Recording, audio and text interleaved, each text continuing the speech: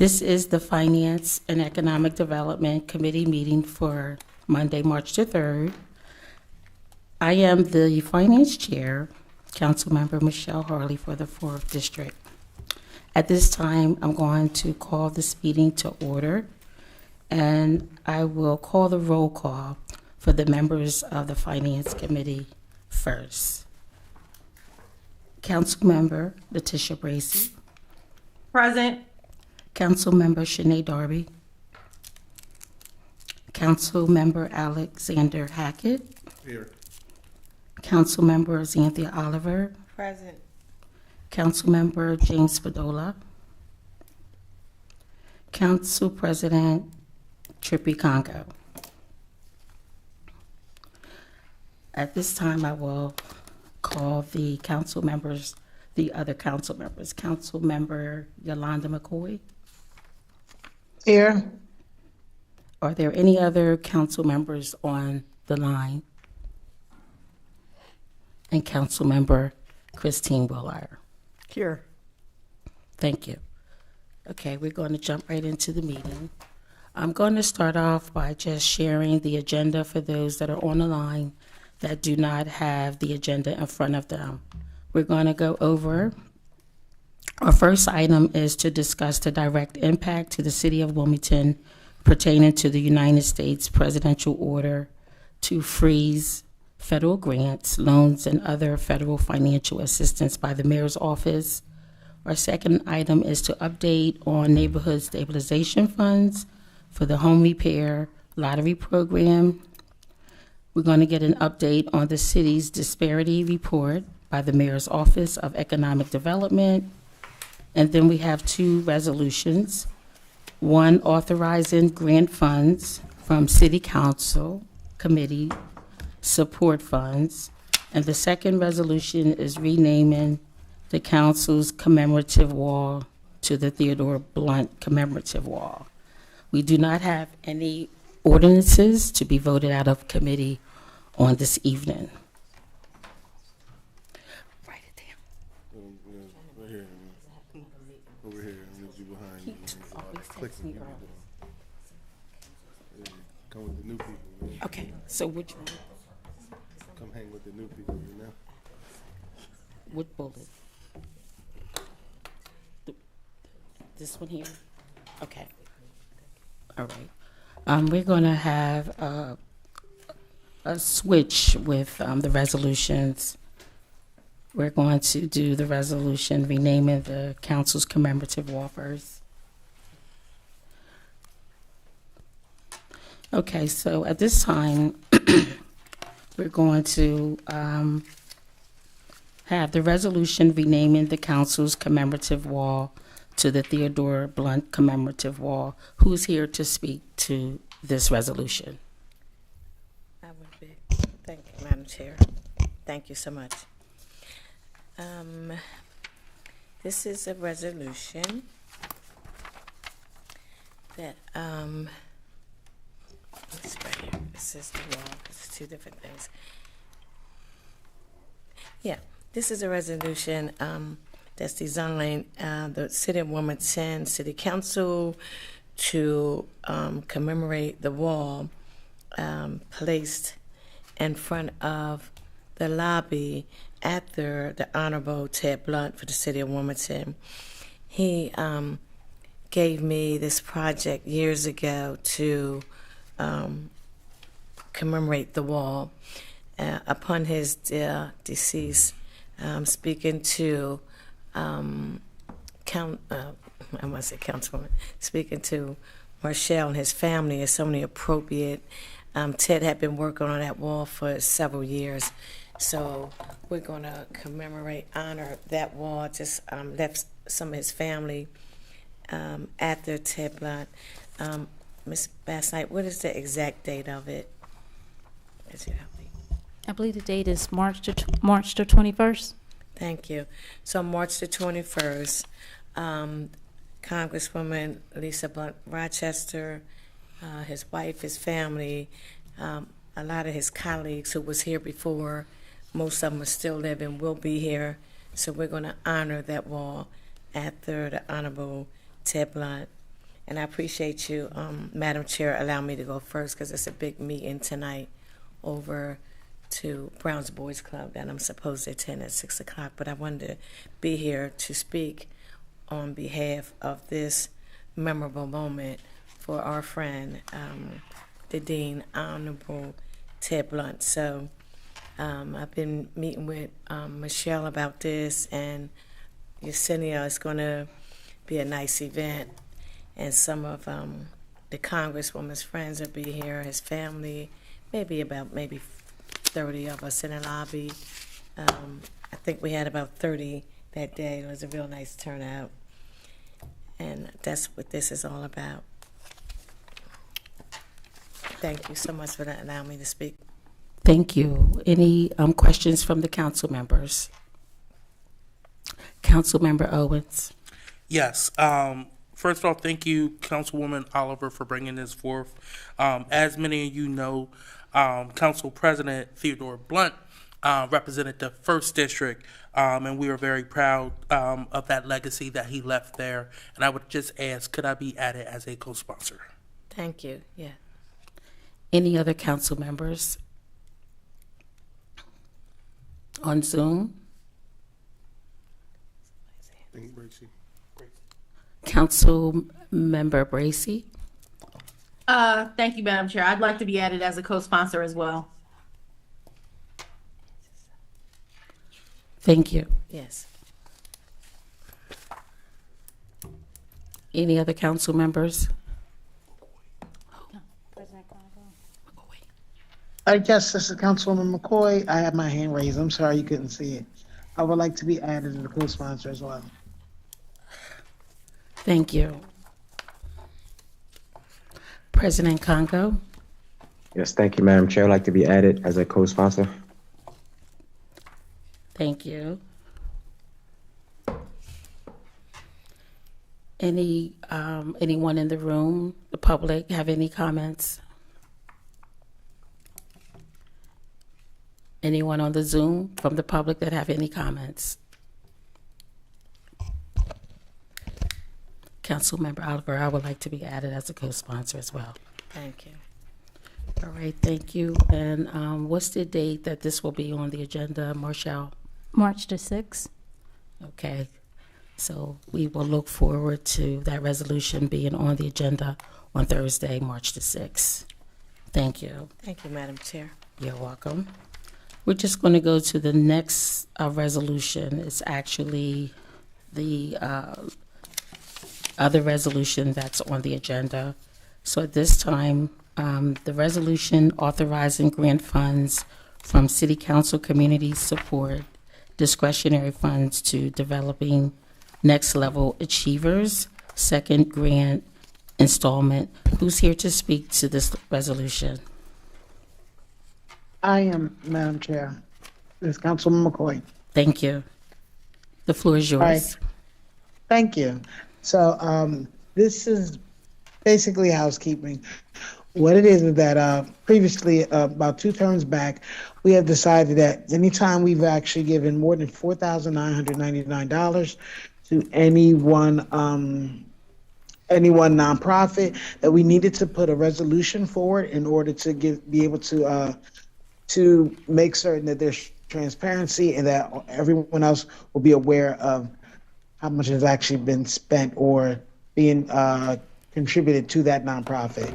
Developing Next Level Achievers is a nonprofit within the 6th District that I have been working closely with, and they had asked me for some help, and I'm very happy to give that help. So this resolution is just basically just making certain that everyone is aware that I will be contributing more funds, which would amount to about $3,000, which would, of course, take them over the $4,999 mark. All right, thank you, Councilmember McCoy. Any questions from the council members in the room? Any questions from the council members on Zoom?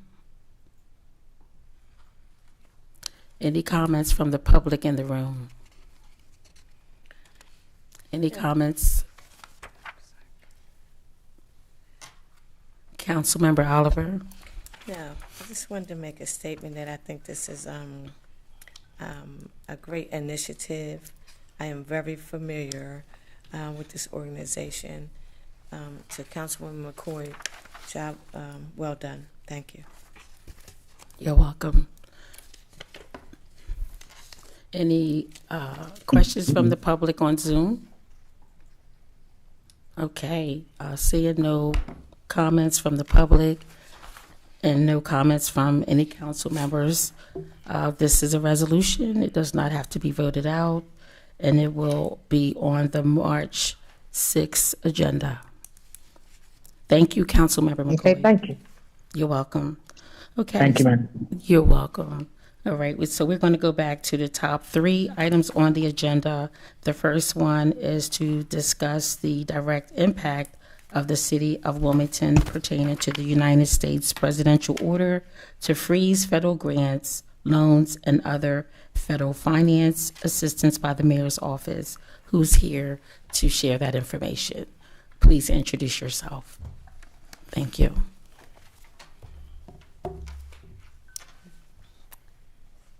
All right. Good evening, Council. My name is Stephanie Merkler. I am the Deputy Chief of Staff in the Mayor's Office.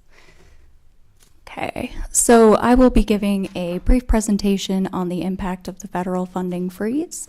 If you would advance to the next slide, please. Okay, so this is a graphic I found online that I find helpful for just outlining exactly the timeline of the federal funding freeze. So this, it began with President Trump issuing executive orders on the 20th of January. The OMB memo that directed the pause on federal spending, federal grant spending, was on January 27th. That was followed almost immediately by a temporary restraining order to repeal that memo from OMB. It was, as it was considered a encroaching on the powers of the purse of Congress. This was considered to be an illegal action by the federal government. So on the 29th, OMB rescinded the memo. However, as you can see, we had to add a little bullet at the bottom that different offices continue to issue memos, which are also considered by many to be illegal. So our AG Jennings will continue to file motions along with other state AGs to continue to block these motions. So if you advance to the next slide, we do face continuing threats regardless of the temporary restraining order and other similar actions. One is that the federal government could disregard the temporary restraining order and others, and similar others. So we asked, we had a meeting with our federal delegation. It was asked during the meeting what happens if the Trump administration defies the restraining order.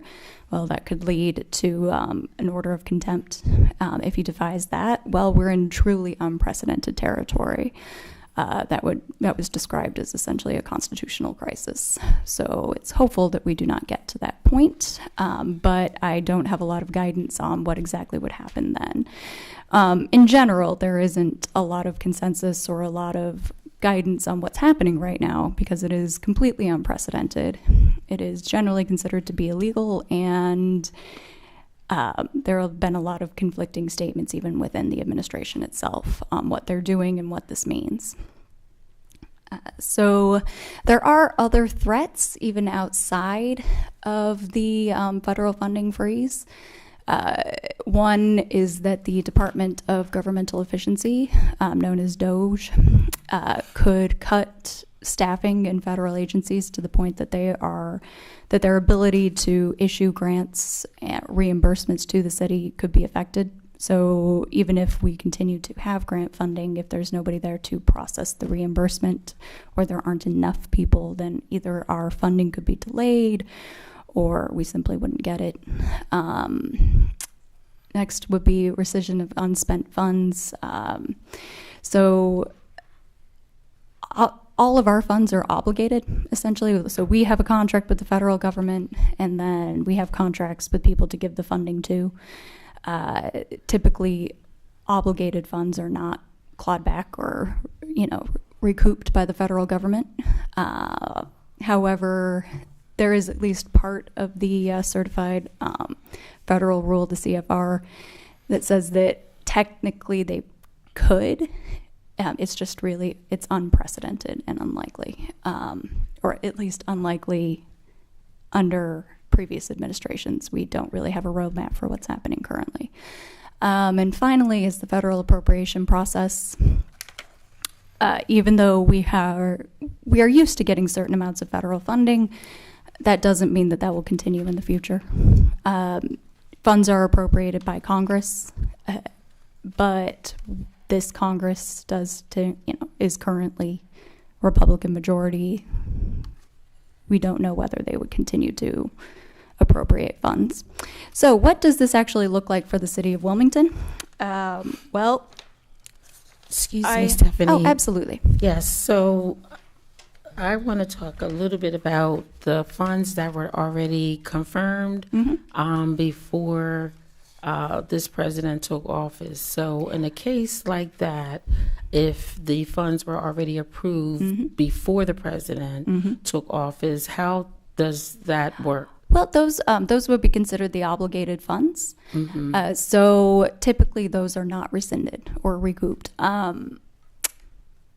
But we've never, we're in unprecedented territory. So under that one CFR section, if the award no longer effectuates the program goals or agency priorities, I guess technically they could recoup funds if they're unspent. Now that would be a highly political process. We don't know. Okay. We essentially do not know. Now, granted,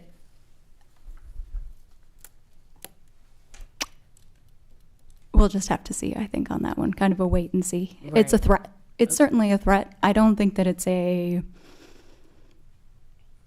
don't think at this point it's something we should be too worried about. Okay. So far, the funds have been flowing. Okay. And that is, I think that's the number one takeaway here. I skipped a bullet up top, but you'll see that so far, the only award that I am aware of where the funds have stopped flowing or that our federal funding partners have stopped meeting with us there's only one. And that would be the $17 million RAISE grant that we received for South Wilmington. That would be through the Department of Transportation to build infrastructure for Riverfront East. In that case, our federal funding partners have not told us that the funds will stop. They have simply stopped meeting with us and refused to set up additional meetings. They said due to current federal guidance. Otherwise, we have not had any of our federal funding partners issue guidance saying that they would stop meeting with us or that the funds will stop coming to us. Many of our funds we receive as a pass-through from the state. We've reached out to those partners and they said that the funds are going to continue. I think our biggest threat right now would be the future appropriation process. The idea that some of these funds, especially say if they are clean energy related, if they're clean drinking water related, if they are Department of Transportation related, if they're HUD related, there's a lot of uncertainty. It would, I think, require a lot of pushback from Republican states who realize how much this funding would affect them to ensure that the appropriations continue. And we still don't know what level they will continue at or anything on that level. So to give you an idea of what we currently receive and how much we spend in a year, we'll go through each of the departments just so you can kind of get an idea of what the impact would be. Okay, you can proceed. Thank you. Absolutely. Next slide, please. Okay, so we'll start with real estate and housing. The Department of Real Estate and Housing, a large part of what they do. Oh, I'm sorry, go ahead, Councilman. Excuse me? Chairman, can I speak? Oh, I was just saying, I don't think that's in Excuse me. Councilmember Hackett. No, I was just letting you know, just a statement that's not in our packet. Oh, a page is missing? Yeah, I don't have Yeah, I apologize. When staff made the copies, looked like they missed several pages. Yeah, just so you know. Okay. But it is on the website. Everyone can access it from their devices as well. Okay. Hmm. Well, start. I'm Madam sorry. Chair, Councilmember Oliver. thank you. I'm just following up from what Councilmember Hackett said, that if, so it's missing. Okay. Councilmember Hackett. Oh, no, I guess Marcel just said that basically when they printed it, I guess they added some, stuff, so. Additional. Yeah, no, No worries, no worries. I'm sorry. When you're supposed to make copies and it's supposed to be double-sided, someone just did it one-sided and missed the No worries. opposite side. Not a of the big page. one, I just was saying, when you follow, you said slip to the next one. I was like, I don't see that one. That's it. Not a problem. Okay. Okay, so starting with real estate and housing, the Department of Real Estate and Housing, a large part of what they do is receive funds from the from HUD, the Department of Housing and Urban Development. We receive about this in FY25 we received an allotment of about 3.9 million.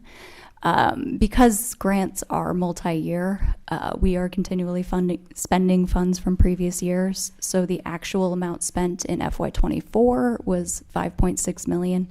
I provided the amount from FY24 because that's the most recent year that we have a complete, it's something called a CFA. It's a report that we file to the federal government every year. It's a spending and expenditure federal, I forget exactly what it stands for. I apologize for that. But it's a report we provide to the federal government of exactly how much money we spent in each federal grant. So the amount that we reported in FY24 was 5.6 million. And then we got an allotment of 3.9 million in FY25. So far, those funds are still being reimbursed to the city. They're all on a reimbursement basis. Essentially, we get an allotment. The funds are granted out to the community and or spent internally, and then we provide that information to the federal government, and they reimburse us based on actual spending.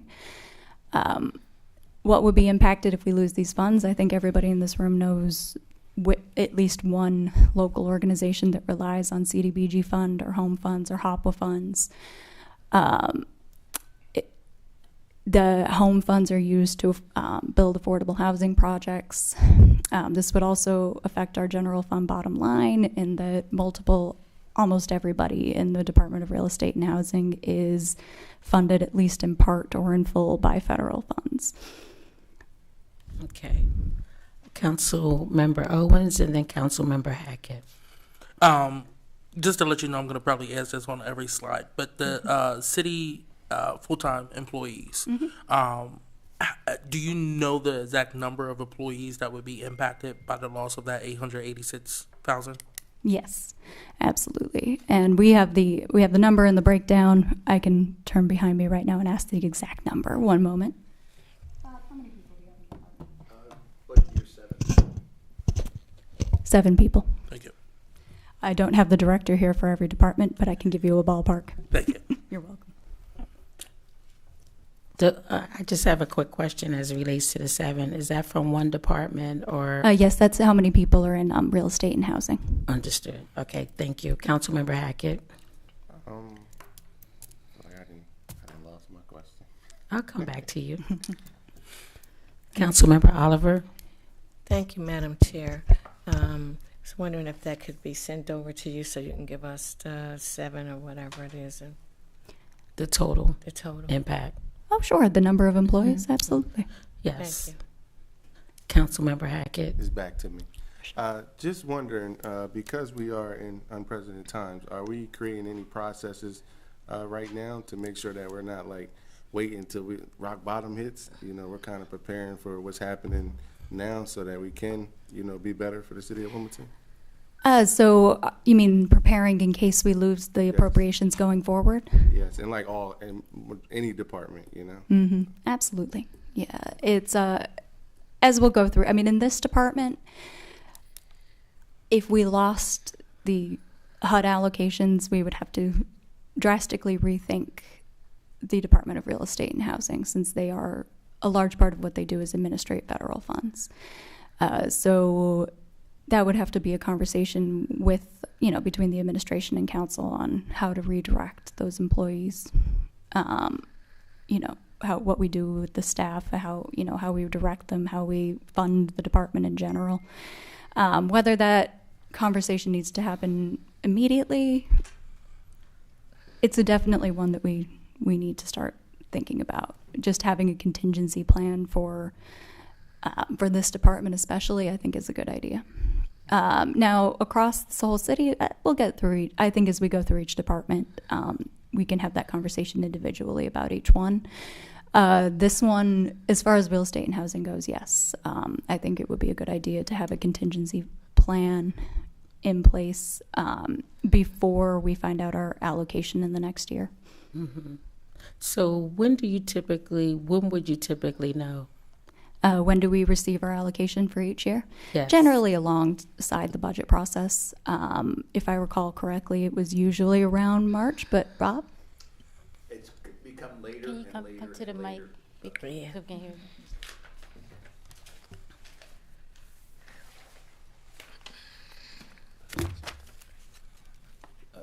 Good afternoon. My name is Bob Weir. I'm the director of the Real Estate and Housing Department. As far as the federal budget through HUD has become later and later, it had been announced in the early spring as part of the overall budget. And last year, I think we got our final in June or July. And then there's, from that point, there is a review by HUD, and the money doesn't really become available for another 45 to 60 days after that. So they've been pushing it back, and if I might comment on what would happen is that there'd be a significant reduction in labor force in real estate and housing if there was no money coming from HUD. Wow. We'd have to keep a skeleton crew because there are certain requirements that we have to inspect work in place and inspect projects that are in place, but it would be greatly reduced. Okay, thank you. Stephanie, when you share with us the number of employees, can you include the fiscal impact? Oh, absolutely. Okay, thank you. But in general, the fiscal impact would be about, out of staff on that one, yeah, I'll give you the amount. That you just mean for the salaries? Yeah, absolutely. Yeah. As it relates to how we can consider, I guess, what would Plan B be if we did not get those funds, just having an idea what kind of dollars or fiscal impact we're talking about, pretty much. Yep, absolutely. Okay, I'll let you proceed so you Sure. can finish your presentation. Sure. Thank you. Next slide, please. And thank you, Bob. Thank you, Director. Parks and Recreation. So this is our food program.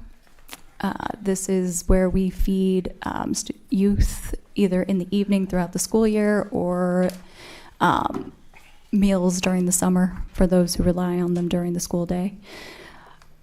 We spent $1.2 million in FY24. We're on track to spend $1.3 million this year. The funds continue to be reimbursed. They are Department of Agriculture. If we lost this funding, unfortunately, this program would simply have to go away.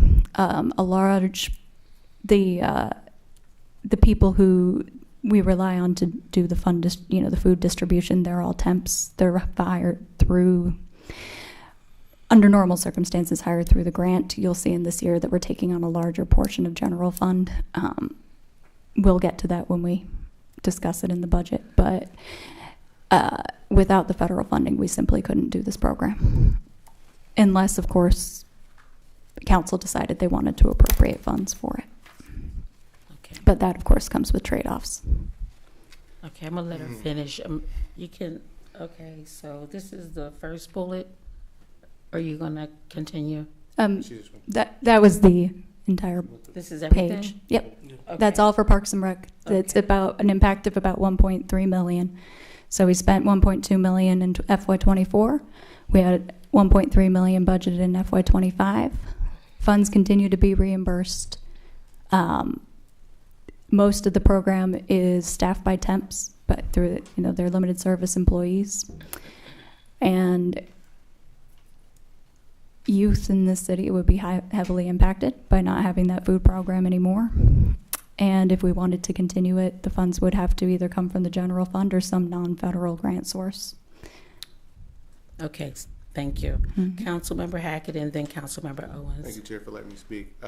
This 1.3, just to ask, I know there was a discussion about a different food service even being able to come in. Is that included in that cost for why it's more expensive, or? Yes. Okay. Essentially, I don't want to spoil the budget or anything, the budget discussion, but essentially, we have a new partner, the CEB. Yeah. They are buying much more high quality food, food that is actually being eaten because it's, higher quality. Unfortunately, higher quality food costs more money. In the past, with the previous vendor, they were able to essentially $4, it would be, say if there's $4, we used to be able to spend $2 on a meal, $2 towards staff. Now most of that cost is now going toward the meal. So we have to pick up the rest of the cost ourselves for the temps. So right now, obviously that is worth it for these kids. If we lost the entire allotment, that would be a difficult decision to be made by the administration and council. So I would think that contingency plans are being discussed, I would think, at this point in time. Great, that's good to know. Did you have a follow-up, Councilmember Hackett? Okay, Councilmember Owens. First off, I just want to say I'm happy to see that the higher quality of food is taking effect. And that the youth are actually eating it. I sit down at a center in my district all the time with them, and they do love the new options. I'm glad to hear that. But also, along with the breakdown for the employees, and you could just send it for all the departments that are going to be impacted by this. Can you send the number of meals that we provide? Absolutely. Each year over the last maybe 5 years or something? I'm realizing I should be writing these down, otherwise I'll never remember. I think this is a program that has shown to be beneficial for the city, especially for so many youth that may not have any other options of getting nutritious meals anywhere else. Councilmember Hackett. Councilmember Oliver. Thank you. I was going to basically rebuttal what council members are saying as regarding the federal grant spending. This would affect a lot of kids who really rely on, these meals.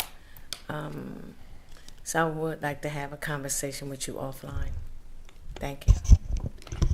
And I'll reinforce that at this point, none of this funding has been rescinded. The money continues to flow from the Department of Agriculture. What we're potentially facing is maybe fewer and or no appropriations in the future. We do not know. Okay. It's just a threat that we want to make sure everybody's aware of. Thank you, Chair. And just a quick, Councilmember Hackett. thank you, Chair. And just another question, has there been like an access in funding, I guess when you guys were saving the $2 per employee and per food, like any a pot of saved here, or? Before those funds were being spent on the LSEs. Okay. So if the LSEs can't be covered by the grant, they'll have to be covered by the general fund, which you'll see in the budget. Councilmember McCoy. Thank you. Actually, before I ask the question, would you mind stating what an LSC is? Oh, certainly. I apologize. That is a limited service employee, or better known as a temp. Thank you.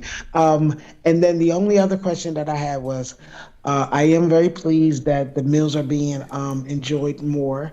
I just wanted to find out whether or not we would have any changes in distribution when it comes to the summertime, whether or not we will still see things similar, even though I do realize it's going to be costing a little bit more because of, the cost of a better variety of food, but whether or not we'll still be able to get the same amount of services, or locations rather, getting those services, having the same amount. That was like my next question. That was it. Thank you. Absolutely. I will get you that information as well. Thank you. Stephanie, how does this impact the summer youth programs as it relates to jobs, the summer youth jobs? This would not impact the summer youth program. That we typically get private funding from Bank of America and our other local partners as well. That's great. That's great. Any other questions from the council members? Councilmember Hackett. Thank you, Chair. Just another quick question around the mills. One, how do you assess how many, like the facilities, how many mills they get? And then also, is there a waste in there as well? Like, I'm not sure. I just want to know, like, is there some centers that somebody don't come and eat it, or they don't, want it? Is there like a specific amount of waste as well in this number? Just a thought on it. Absolutely, I'll get that information for you as well. Okay. Any other questions from the council members in the room? On the Zoom? Any comments from the public in the room? And there are additional slides. There are more departments to go through if you would like. Oh, you have? Yes. Yeah, I was just dealing Sure. with this. I'm just on Parks and Rec, I understand. Yeah. Okay. All right, you can proceed, Stephanie. Alrighty. Public Works, so we spent $10 million in SRF funding in 2024. We're looking at spending about $100 million over the next few years. That's all capital spending, essentially, capital projects. I actually have a better number than that, which I apologize I neglected to update this with, but I will send it to you. Those funds are currently still being reimbursed. That's been confirmed through the state that these funds will continue to flow. The biggest threat with this funding not continuing, essentially, we recently became the beneficiaries of more SRF funding that is principal forgiveness. Essentially, it's a no-interest loan that is eventually forgivable after the funds have been spent. So no interest while we're doing the project, and then the cost of the loan is forgiven at the end of the project. We have taken great advantage of this over the past couple of years to do quite a bit of water infrastructure repair. It is drinking water related and clean water related. Without having access to this, we would simply just have to either look at doing regular SRF, state revolving loan fund, which would continue to be no interest loans, but not the principal forgiveness, and do them at a slower rate. So right now we're taking on quite a bit because we have, when you have principal forgiveness, it's a good idea to take advantage of it, and we have a lot of aging infrastructure to replace. Okay. So, right now we're able to save our ratepayers a lot of money in the capital projects and on debt service by being able to do this. So we would lose those savings, but we would still be able to continue to do the infrastructure, just not quite as quickly and not quite as cheaply. Madam Chair. Councilmember Oliver. Thank you, Madam Chair. No disrespect to our speaker today, but we just had a meeting today regarding coming to the committee meetings and not having the paperwork from speakers, and we're going to follow up. I just want to make a statement that this is what the we discussed today. This is what the committee meetings are for, so we don't get on the council floor and repeat the committee meetings. You said that you're sorry you didn't have it with you today. No disrespect to you, but I'm just saying in general, I just like to make this a public announcement. I met with some council members today, and that was one of the subjects that was brought up, that we have committee meetings and everybody says, well, we're going to get back, what you're going to get back. Not you today in general, but and I was disagreeing with them, but for it to come up right now, I have to say, hopefully in the future, not you, potential speakers that come up, please have your information. So if we stay in here to 10, 11 o'clock, I'm okay. But so we don't repeat this on the floor or we have to go back through this. Nothing to what you. Thank you. That's all, Madam Chair. Thank you. Any questions on Public Works? Okay, next slide, please. Economic Development, I mentioned this $17 million raise grant earlier. This is from the Federal Highway Administration. They have stopped meeting up with us regarding the project due to, quote, current federal guidance. This would drastically impact the Riverfront East project, as it is, infrastructure, roads, sidewalks, that sort of thing for the project. We'll keep you posted on that one as we go along, but right now, the status is ambiguous. I see here, what bullet are you addressing? All three or the first one? Yep, all three. They relate to the same thing. Okay. So they stopped meeting? Correct. They stopped meeting. Yep. The Federal Highway Administration, who is administrating the grant for the Department of Transportation, have informed the RDC and the Department of the Office of Economic Development that they are not scheduling meetings, or they're not having meetings with us at this time. Well, Councilmember Hackett. Thank you, Chair. I'm not sure if you guys know it already, but due to current federal guidance, do you know what that means? We do not. Okay. That means essentially, I think what I can infer it means is either the OMB memo, which was rescinded, or it means that the Secretary of the Department of Transportation has told them to stop meeting. It might mean DOJ. We don't entirely know. Any questions from any other council members in the room on the line regarding economic development? Any questions from the public in the room? Any questions from the public on the line? Okay, so let's see. Okay, next slide, please.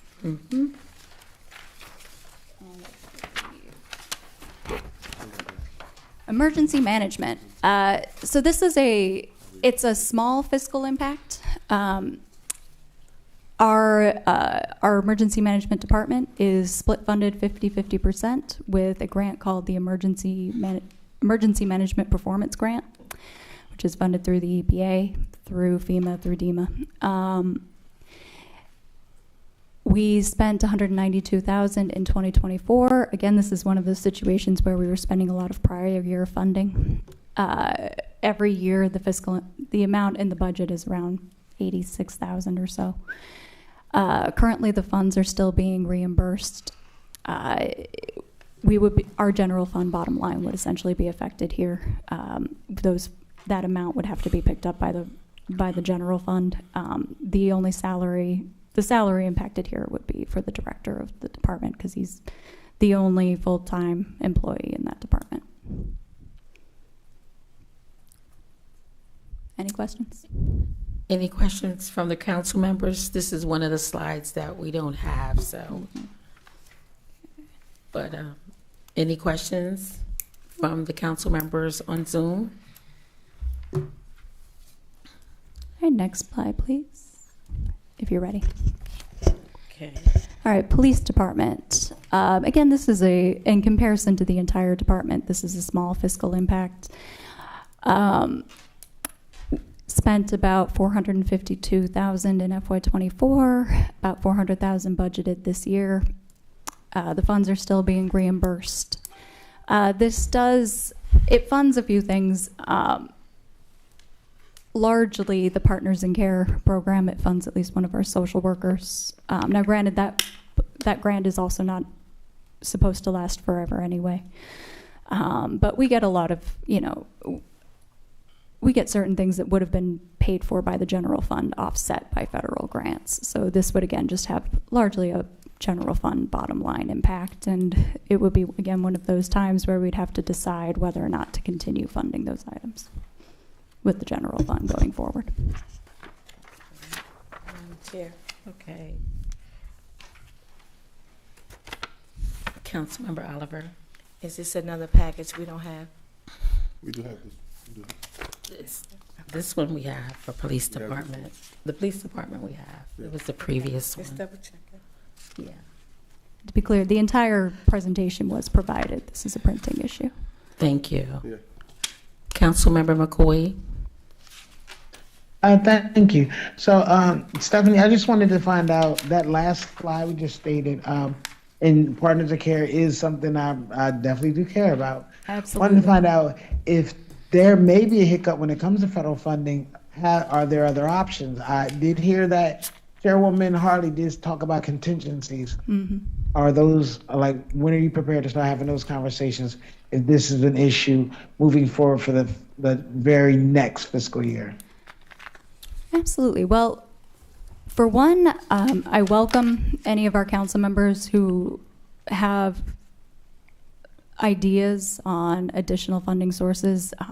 Obviously, whenever we have large dollar impacts, it's typically with the federal government. They're the ones with the deepest pockets. The state could also be a funding source. It's possible that the private sector could step up in this kind of situation. So it's always good to be building those partnerships. Mm-hmm. And then, of course, there is always the opportunity to take some of these grant-funded items into the general fund. Of course, that always has an impact on our residents. You would maybe have to cut funding somewhere else in the general fund, based on priorities. Or you'd have to raise the funds through taxes, which I don't think anybody really wants to do. So I think that it would be great if everybody on council and everybody in the administration starts thinking about alternative funding sources if they exist and where we can tap into them. Thank you. Stephanie, I know that Christiana Care is one of our partners. Mm-hmm. Is there any way, due to the climate that we're in, how does that work in terms of us reaching out to them to see if they can increase their amount that they are giving us for this particular program? Well, we can absolutely have the conversation. Yeah. Are they one of our larger contributors? I think most of their contribution is in kind, Okay. rather than financial, but I would have to double check on that. Okay. But it's certainly a conversation we can have with them.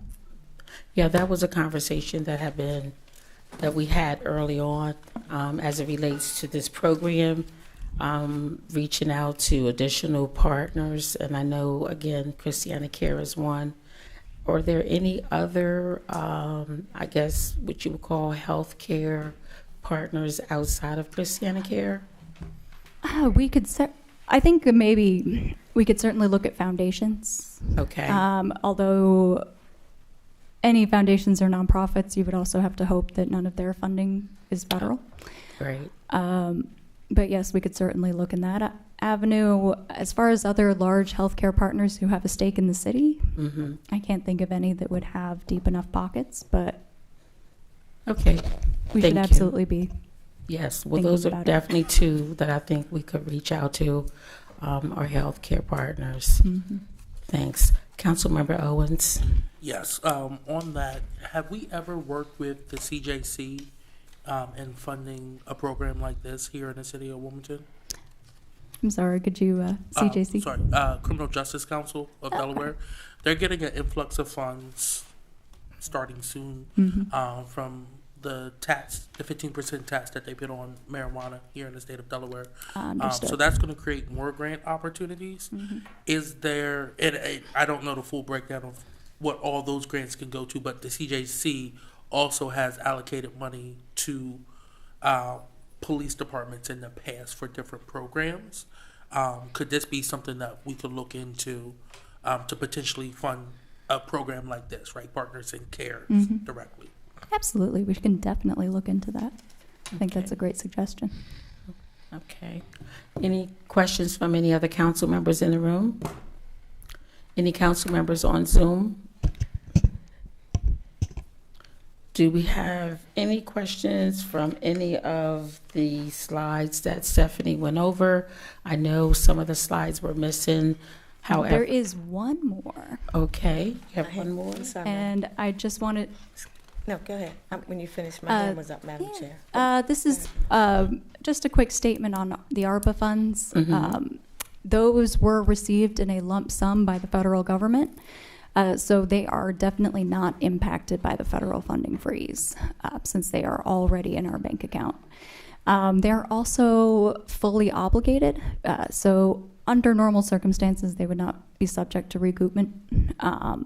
Since now we're again in unprecedented times, but we've talked to our compliance partners, and they're certain that these are safe.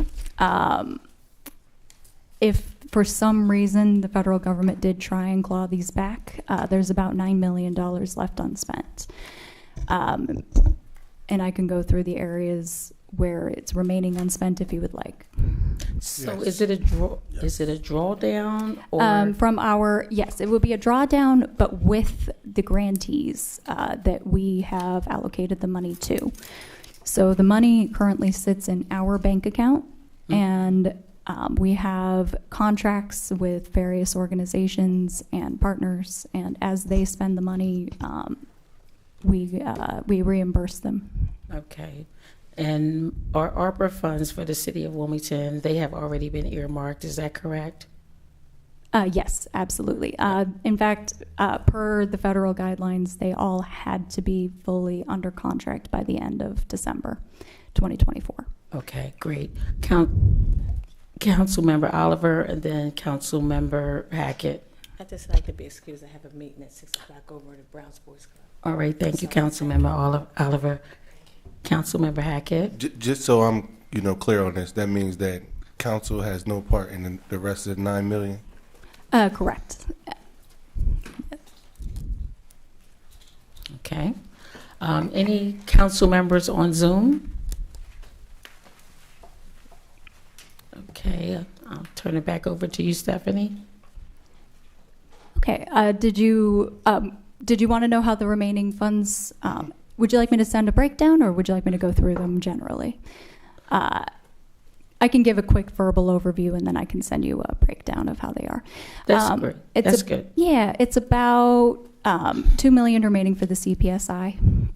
So those funds will be doled out in quarterly increments until the end of 2026. There's about $700,000 remaining for the what we call the Wilmington Future Builders Program. That is the program we have with NCC Votech that hires young students to learn the construction trade, and then they actually go out and work on jobs. There's about $2 million left for Todd Morton Foundation. They're building affordable homes on Bennett Street. About $2 million for Habitat for Humanity. And then there's a portion left for just administrating the funds, and then which is about $600,000 remaining for UHY, who's our compliance partner, and then I think about $200,000 for our construction project manager. And then there's a variety of small grants. Everything else is about under $100,000. Okay, you said that you would send it. Oh, and over. also the remaining amount for the neighborhood camera program. Okay. But yes, I will send a breakdown of everything. Okay, and the $2 million you said for Habitat. Mm-hmm. So is that associated with the home repair lottery, or is that some different? Nope, pot of money? that's an affordable housing building project. So they're building affordable homes on Bennett Street. Okay. Because I know you mentioned $2 million for Bennett Street, and then you mentioned $2 million for Habitat. They are both building homes on Bennett Street. That was Todd Morton and Habitat for Humanity. Oh, okay. All right. Thank you. Councilmember McCoy. Thank you, Madam Chair. So my question is for CPSI. You did say it was a little over $2 million. The question I have is whether or not the funds that are going to be distributed to the partnering organizations, has it changed since we actually are no longer have 3, but just 2 organizations? I wanted to find out yes, it has. whether or not they were receiving more. They were splitting up that portion Correct. is no longer going out to the other organization. Correct. Those remaining funds have been redistributed to Network Connect, as it was determined that they have the best capacity in order to get the money out on the street. Okay. So Network Connect is now receiving just a bit more than the Than Center for CSE? Structural Equity. Correct. Okay. All right. But I will look forward to seeing the breakdown as well in our emails. Yes, that's great. Councilmember Hackett? I just want to make a comment about the $700K to the Wilmington Future Builder. I was a future builder over at Del Castle no kidding. in a carpentry shop. So if I can help in any matters there, please introduce me there. Oh, excellent. Yeah, I'll connect you with our with Nick Matola, who runs Thank the you. program, and maybe he can introduce you to some of the kids, and maybe we can maybe there will be a little mentorship opportunity or I something. love that. Excellent. Any other questions for Stephanie? Councilmember Owens? Yeah, so quick question. If we get to a point where the homes that are being built on Bennett Street aren't completed on the timeline, the remaining money will be reallocated to something else, or? Yeah, so all of these funds, we have until the end of December 31st, 2026 to spend them. If we got to a point where it didn't look like they were moving, say a year from now, because these funds have been allocated for quite some time, then yes, I think we would start to look at redistributing. Fortunately, those projects are moving. Okay. Follow-up? Just a follow-up statement. If something does happen and those funds do not move, I would love to see some investment on the north side, especially with ARPA dollars. That's something that we didn't see like the rest of the city this last go-round. So I just want to bring that out. We did receive some, but just not at the same level. No, I fully agree with you. I think the only real investments were, I think, in Reach Riverside and in McMullen Square, but that's about it. Definitely not on the same level as, say, the East Side or. No. That was a good call, Councilmember Owens, but any leftover money is staying on the east side. Okay. Anything else? But that was a good one. I agree, Owen. Yes, you're supposed to look out. So it's all good. Excuse me, hold on.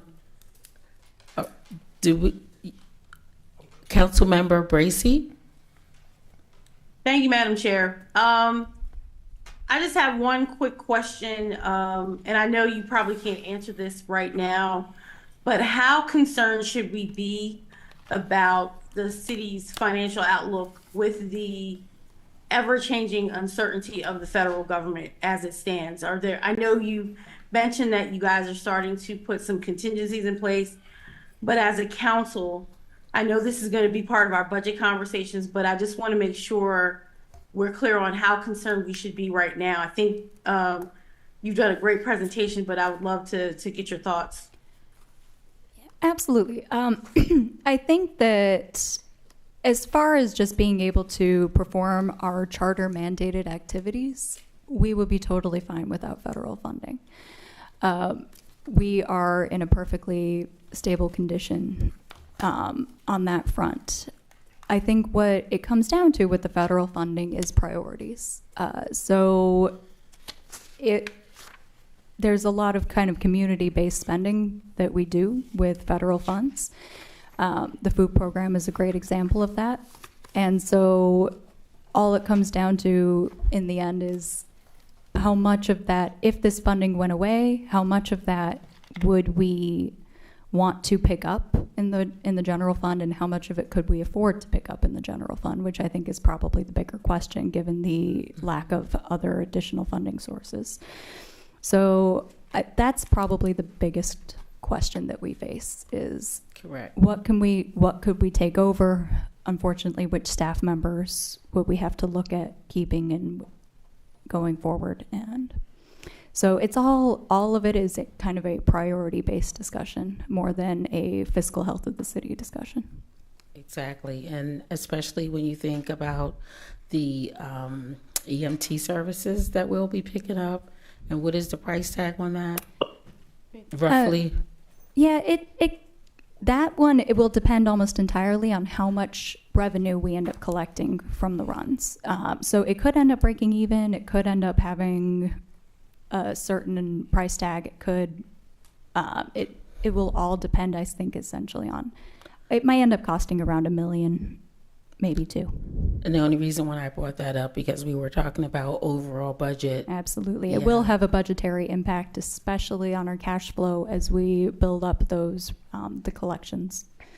Yes, thank you. Councilmember Hackett. I didn't. Okay. Councilmember Owens. Yes, I know we talked about the full-time employees that would be impacted by this. Are all those positions filled currently right now, or do we have some vacancies there? Let's see. I think there are a couple of vacancies in real estate and housing. As you'll see in the budget, we are going to be deleting those positions as we found that we can move. We're pretty lean without them when we don't necessarily need them as much as we used to. Okay. Okay. Any questions from council members on Zoom? Is that President Congo? His hand is not- Is this any hands up? Okay. Do we have any comments from the public in the room? Any comments from the public on Zoom? Ms. Bass Knight has a question. Yes, I just wanted to make a comment, just to tell Stephanie, thank you. You did provide this PowerPoint over a week ago. Unfortunately, our staff when copies was made today, it was made single-sided versus double-sided. So I just wanted It happens to the acknowledge best of that. us. And next, when it comes to the contingency plan, council provides the checks and balances. So we have the tax stabilization fund, and we also have funds in case of emergencies if a contingency does come up with changes at the last minute regarding these federal grant funds. So I just want to mention that for our record. Thank you. Thank you. Okay. Thanks again, Stephanie, for your presentation. Thank you. And we'll look for those follow-up requests. All right, thank you very much. Okay, we're going to move right along to our next item, which is an update on the neighborhood stabilization funds for the home repair lottery program by our director, Bob Weir.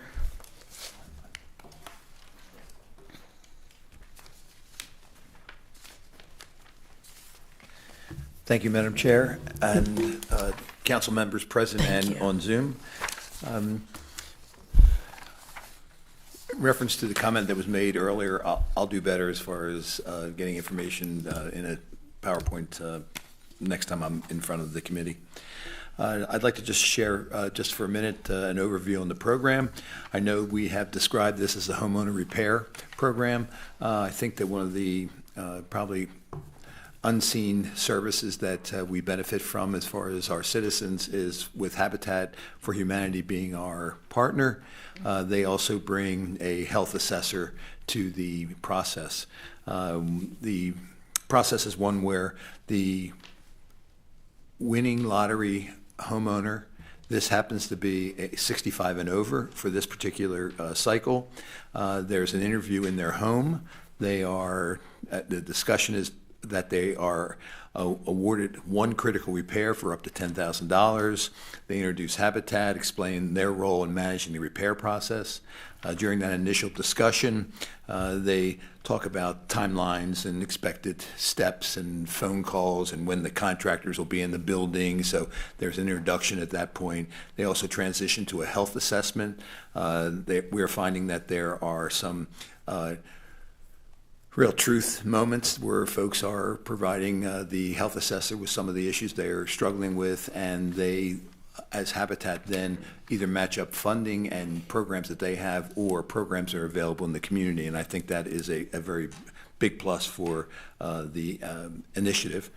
If there's multiple repairs listed, the options are discussed with the home assessor. Sometimes the folks that are the winners of the award might come back and say, this is what I want fixed. The home assessor actually walks through the property with the homeowner and really talks frankly about maybe some problems that should be taken with more gravity than what they've asked for. But there's total support for the home owner if they want to have a critical repair done. It's not like an argument as far as, it's a situation where really Habitat and the Real Estate and Housing Department wants the homeowner to understand that there might be things that really need to be addressed. I'm sure the council members get calls all the time when we talk about properties that might have a roof leak, but roof leak over many, many years turns into maybe a structural damage problem. So, they're the kind of issues that we would like to share with the homeowners with someone in the house. Once that happens, then the repair is prioritized. It is put out to bid. And then not only does Habitat look at the work that's done, but we also have someone from Real Estate and Housing that goes out and looks at it. And the scope of work, right now we're making sure that it's quality work done. If you look at the handout that I shared, that the first time we did this, we were averaging about $11,000 a home. That was because what we were trying to do at that point is we addressed it by saying up to $10,000, and we tried to squeeze, here's a little one we could put on here, here's a little one we could put on there, and it put us over budget. So what we've moved to is that it is a critical repair. It's up to $10,000. Our second round, we're averaging about $9,300, so we're a little bit better on the budget that side. With this particular round that we're in with the over 65s, it was a $1.5 million budget. There's an admin fee of up to 15%. When we talked about those salaries and those full-time positions, I believe that the city is getting a good value in not having a full-time position that we're paying for their benefits and all those kind of things. So that basically leaves us about $12,750. We're looking at approximately 52 with our first swing at the lottery here for $520,000, and then we'll be able to have a second lottery this year with the remaining $755,000. The lottery that that was drawn on December 23rd, I think it was. We got the applications out before the holiday. Of those 65 that were drawn, 30 of those have been assessed, and they're waiting for the bids to come in on the work that was agreed upon. There's 16 that are scheduled for assessment. There's 6 that are in some sort of process. When we talk about providing information, we review all the applications, although it's self-reported. There are, as you can all probably imagine, there are some unique situations that we have to work through. So there's 6 of those, and there's 13 that are either not eligible after review or didn't respond. I'd like to share with the committee that with this over 65, we made an effort to rely on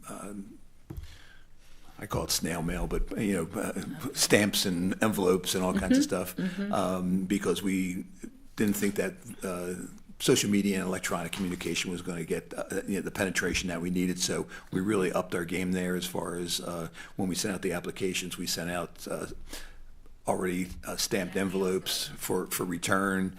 We've sent out a number of reminders. So we're not really feeling strongly that those 13 that haven't responded to us at this point, we haven't talked to them. So that's why our estimate right now is that we're going to be able to do 52 in this cycle, and which will leave us at least 75 for our second for this year. One quick question. So the 13 that you haven't heard from, so typically what do you do? Do you have like a deadline? Do you try to contact them by phone? What's your process? Yep. We have a deadline. Deadline was last Friday, so it was over a month and a half. And what we have done with when we didn't have any response in mid-January, we sent them a second letter and said we haven't heard from you. As far as anyone that sent us information, we considered them in the system. Okay. So that even though we are working through some of the information that they might not have, or some of the confusing information that we've gotten situations where there's 7 people on the deed, and we're trying to sort out who's actually living in the property, so forth and so on. This is a income capped program at 100% AMI. And we just want to make sure that we are transparent as far as, with our review and the folks that are receiving these awards that are within that, those guidelines that we were given. That they qualify. So I want to make sure I heard you correctly. So do you contact them by phone, the ones? Yeah, we contact them by phone. What happens sometimes is that, and that's what we really notice with this cycle, is that we have, phone, email, address, and everything on the application. Well, some applications came back and there was no phone number. Okay. Or there was no email. So we relied on a second and third mailing to them. And then once we got in contact with them, those second and third mailings were, can you give us your phone number? We'll call you, those type of things. So we really, this particular cycle, we had at least 3 offerings where previous cycles we did not. So, those 13, when I say they didn't respond, we're a small community, and when folks understand that we're going to be asking questions about the information that they've sent us, I think that was part of it. Okay. I think that when you talk about the no response, it's less than that. It's less than half of that 13. Okay. All right. Okay. So it sounds like you make several attempts to try to contact individuals. Okay. Any council member Willard? Thank you, Madam Chair. I just wanted to, I know this is a really important program that council initiated, based on also a lot of communication and advocacy with among city residents for the need for a home repair program and work from, nonprofit partners kind of emphasizing how important this was. So it's a really important program. I just had a couple of questions about how you came up with the design for the program. Like, did you look at other programs? I know council committed the funding, but that the design, I think, was like the real estate and housing department did it. And so I guess my questions were, like, why a lottery? Like, what are the benefits, and maybe what are some of the drawbacks that you looked into, and for a lottery system? And then also why the upper limit of $10,000? I've seen a lot of home repair programs, have higher, and I mean, just knowing home repairs, I know we want to make the money go far, but is there sometimes, how did you come up with that $10,000? Well, you're absolutely right, council member, that there are many, many properties in the city of Wilmington you could spend $120,000 in rehab without even blinking an eye. When we looked at what the average cost for new roofs, hot water heaters, things that kept people safe, warm, and dry. That was part of the discussion about what that would be. There was also some discussion about how many individuals that this money we wanted to see help. So that came into the balancing act of, are we going to go into a home and say, we'll fix everything that you need and help 10 families, or are we going to go in and say, hey, we're going to have critical repair, and that will keep you safe, warm, and dry, and the $10,000, as we ran it the first time, it was like, let's see how that works. So as I mentioned earlier, we ran a little over budget of the 10 for the first one. The second one, we got a little bit better as far as, and we're anticipating that $10,000 is still a very meaningful repair budget for someone that has maintenance issues, deferred maintenance issues that they haven't been able to do themselves. Follow-up. Yeah, and just just in terms of talking to residents in the 5th District, a lot of people want to be able to plan. They have a critical repair and they want to be able to plan. So the lottery, just people have said, why a lottery? Like, I never know if I'm going to be able to participate in a program. It would be great if it was something that was more something that, I could plan for. So how did you come up with the lottery? And do you all ever consider thinking about other models? Well, I mean, from my perspective, the need far outstrips the resources. So if we, say, for instance, would go to a first in is first on, we would probably have a waiting list that would be 10 years. If we went to the most critical repairs, then we would have to have staffing that would be going out into these homes and doing that kind of an analysis, which we don't have staff to do that. So as far as the lottery gave us the ability to, one, generate a lot of interest. So you can't say the word lottery and somebody goes, I don't know what that is. You say a lottery, they go, ooh, that's exciting. So part of it is that we wanted to generate some excitement about the award program.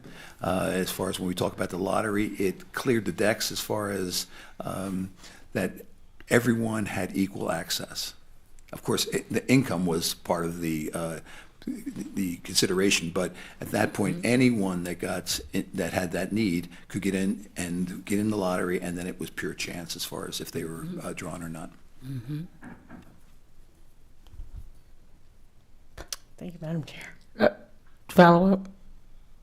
No. Councilmember Hackett. I also have a question on design. I guess when people did the lottery, I guess I'm trying to figure out, even though it was equal, how did you, I'm trying to figure out like the selection process, if we know like a lot of our funding for housing went in the 3rd district and maybe some in the 5th. Was there any thought process in that, like maybe the 1st district might have needed some more support in this area of the lottery, or it was just? Part of it is that when you look at the income cap, that drives a lot of your results. So when you talk about the bulwark of this program is really in districts 1 through 5. You don't see the other districts taking advantage of it because of the income cap. So part of the discussion was, who really needs it, and the lottery was really boiled down from, hey, let's just give it to people, to, maybe we should have an income cap. So there was a process, and there was discussion about how do we get to the point where it's the most transparent, it's the fairest, and it can reach as deep as possible into our citizens' lives. As far as when you talk about, where did the $10,000 come from? Well, we looked at what the average costs were, the big ticket numbers were, and we said, hey, let's give that a try. As far as we looked at the income, federal funds generally are 80%. Well, there's a benefit cliff. If you make $1 more than 80%, you're out. So the discussion was, how can we move that number a little bit north, because there are people that are making maybe 81% of area median income, but they still need the help. So this discussion was between council and the administration. This was not a one-sided discussion. So, when you talk about, how do we get to where we got, there was deep discussion on it. Is it perfect? Nothing's perfect, right? If we had $5 more million, we could do more.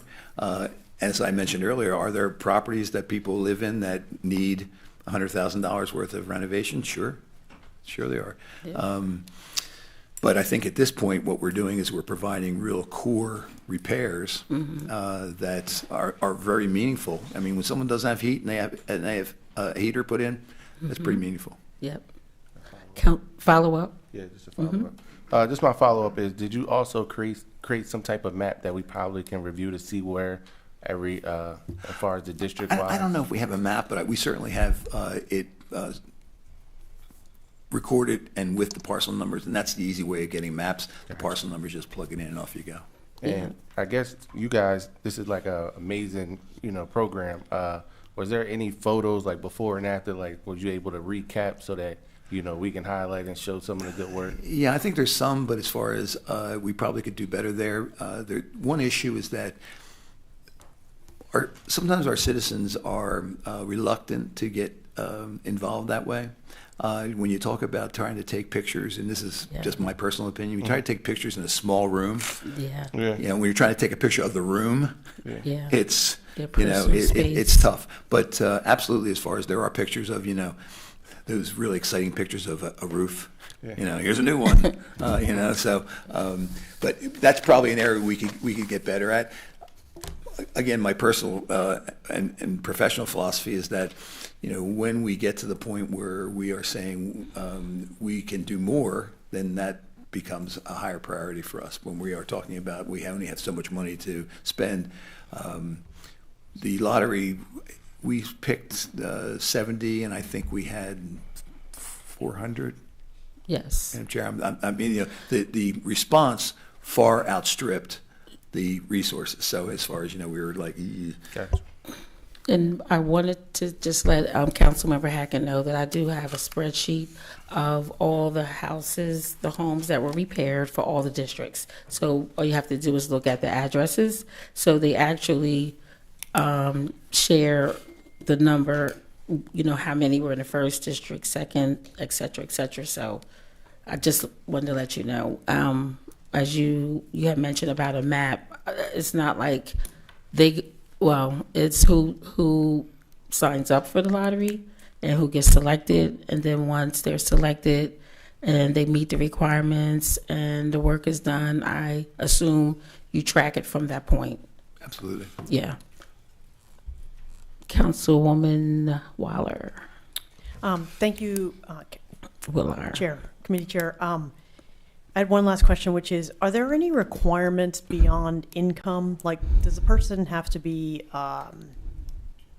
you know, not owe anything in taxes and water bills? And has that been a barrier for some people accessing the program?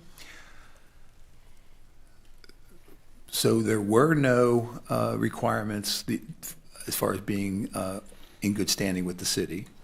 There were requirements that you had to be an owner-occupant. In this particular last cycle, you had to be over 65 years old. And when you talk about a barrier, absolutely, that's one of the issues that we were trying to solve, is that when we, say for instance, use federal funds have all sorts of requirements. And in reality, they require the person that's receiving the award to open up their personal finances and open up all kinds of things that the federal government requires. So what we try to do is we did get feedback from the community that, yeah, that's a lot. We don't want to do that. So what we tried to do is we tried to really answer the citizens and say, we are going to try to make this as streamlined as possible for you. Because in reality, you're not only helping the people that are living there now, but you're also preserving housing. So you know in your district you might have a house that's vacant and they're living in it gets so bad no one's living in it then and it becomes vacant. So as a complementary goal, we've been preserving houses because a lot of the houses that we have been going into were on the edge of being abandoned. So, when you talk about that benefit, it's preserving affordable housing as well as the folks that live there, improving their quality of life. And Director Weir, there are other programs that your department offers as well. So when you go to these homes, do you share the additional information?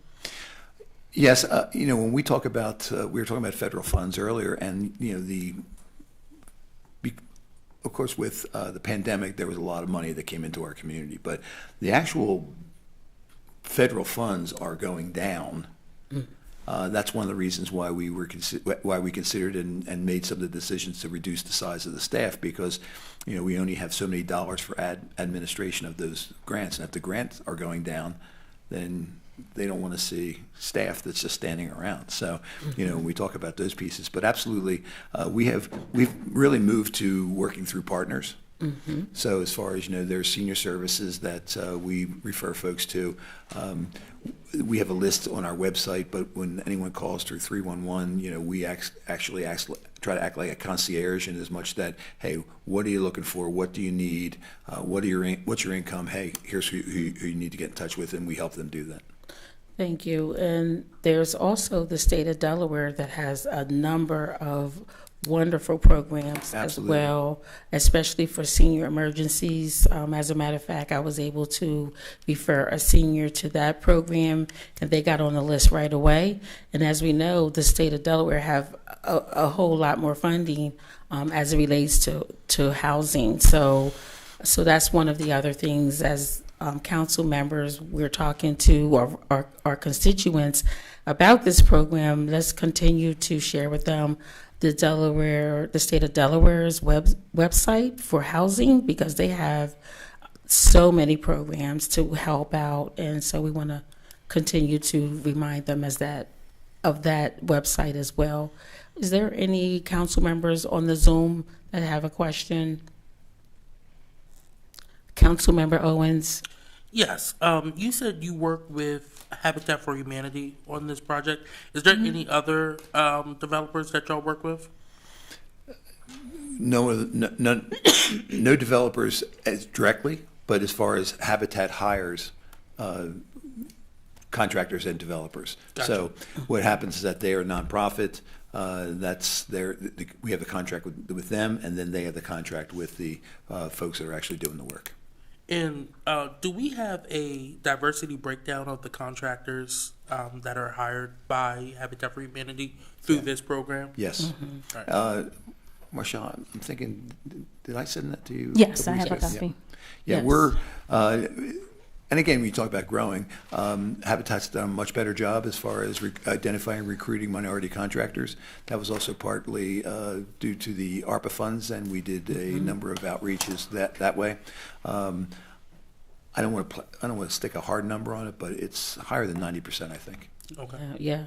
And the council members also made sure that minority vendors were also included with this project from the onset, working with Habitat. As Director Weir stated, that Habitat, they're pretty much like the overseers of these houses being revitalized, and we definitely sent them some names of minority vendors and work with economic development Yep. to make sure that they were also included. So we do know, and we followed up with that request as well. So thank you for that. Thank you, Madam Chair, and I would look forward to seeing that list as well too. I did have a follow-up question. I Sure. was gonna ask. Just about the lottery program. So if, let's say, someone entered for the first lottery that you had, does their name stay in the pool for the second and the third one, or do you have to re-enter each time? How does it work? Currently, you have to re-enter each time. Okay. There was some discussion about that too, because there was the fairness issue of, if somebody just registered once, then they stay for eternity through it, or hey, each time they have to. And what we did is we used the resources that we already have, called directly into 311, and we set it up through 311 rather than taking, staff from any other department and put it in, because we had that system already there. Thank you. And just one final Sure, thing. go ahead. So just based off the numbers that you presented to us tonight from the first two drawings, I have that $1.52 million have been spent through this program between both the two drawings, and I know you're on the third right now, but I don't think anything's been spent just yet. We're under contract, but it hasn't been drawn down yet. Gotcha. It is almost budget time, right? 14 days or something like that. Is this program, do y'all need more funds in it? Is it, or have you seen the levels that it's been at so far been on par with your projections? When we talk about the need versus our resources, we still have a big gap. Okay. When you talk about the mobilization of Habitat, they have also plugged into a lot of other resources too. But when you talk about, we pulled 60 addresses in December. We're about halfway through the assessment and bidding. It's going to take another 3 months to get all the work done. So part of it is, unless we do have a labor shortage. I mean, that's a fact in our city. We have a labor shortage. So when you talk about if we had a lot more money, I don't know, can we get 20% more out in the street in the same time frame? I would think yes. We start talking about if there'd be a windfall that would be 100% or 200% more than we have right now, we'd have to rethink our model. Thank you for that. Thank you, Madam Chair. You're welcome. And I just wanted to mention that council can decide on what we want to add to the budget in terms of this lottery. So and that has been discussed as it relates to funding for the home repair lottery. Councilmember Hackett. No, That was just me. Okay. All right. So we're going to wrap this up because we have another item on this agenda. So anyone in the public have any questions Any in the room or on Zoom?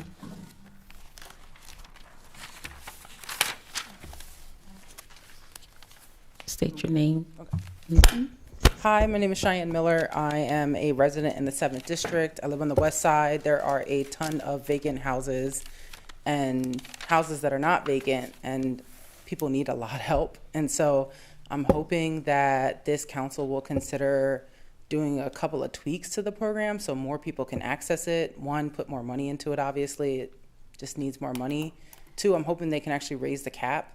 I personally spent a whole bunch of money on a heater, and I had to get a loan for it, and I've defaulted on that loan because I can't afford it. And so I spent like $8,000 that I don't actually have on a loan for a heater for my own house. And so I can imagine someone who's on a lower income than I am is just really struggling to be able to make that type of, that type of repair. And on top of that, I have a bunch of other things in my house that I need to repair that I know I couldn't access. I also think it would be good to consider being clear. I'm not sure if the program is federal poverty line or AMI, but if it's federal poverty line, 100% of the federal poverty line is a really low income.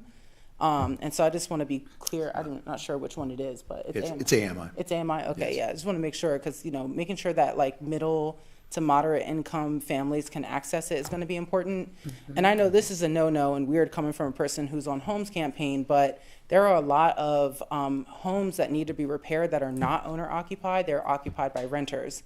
And what we know is that like those landlords sometimes also cannot afford to make those repairs. And so maybe supporting small landlords through programs like this as well will allow for us to get some of those repairs that the Blight Bill was supposed to fix but never did. So that'd be nice too. Thank you. Thanks. Thank you. Anyone else from the public?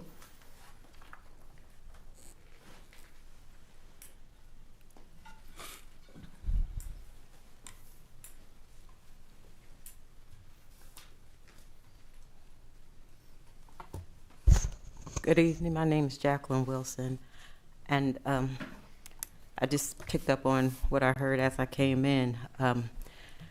The program that we were speaking of tonight that's connected to Habitat for Humanity and for housing assistance, I wanted to ask how does a person who is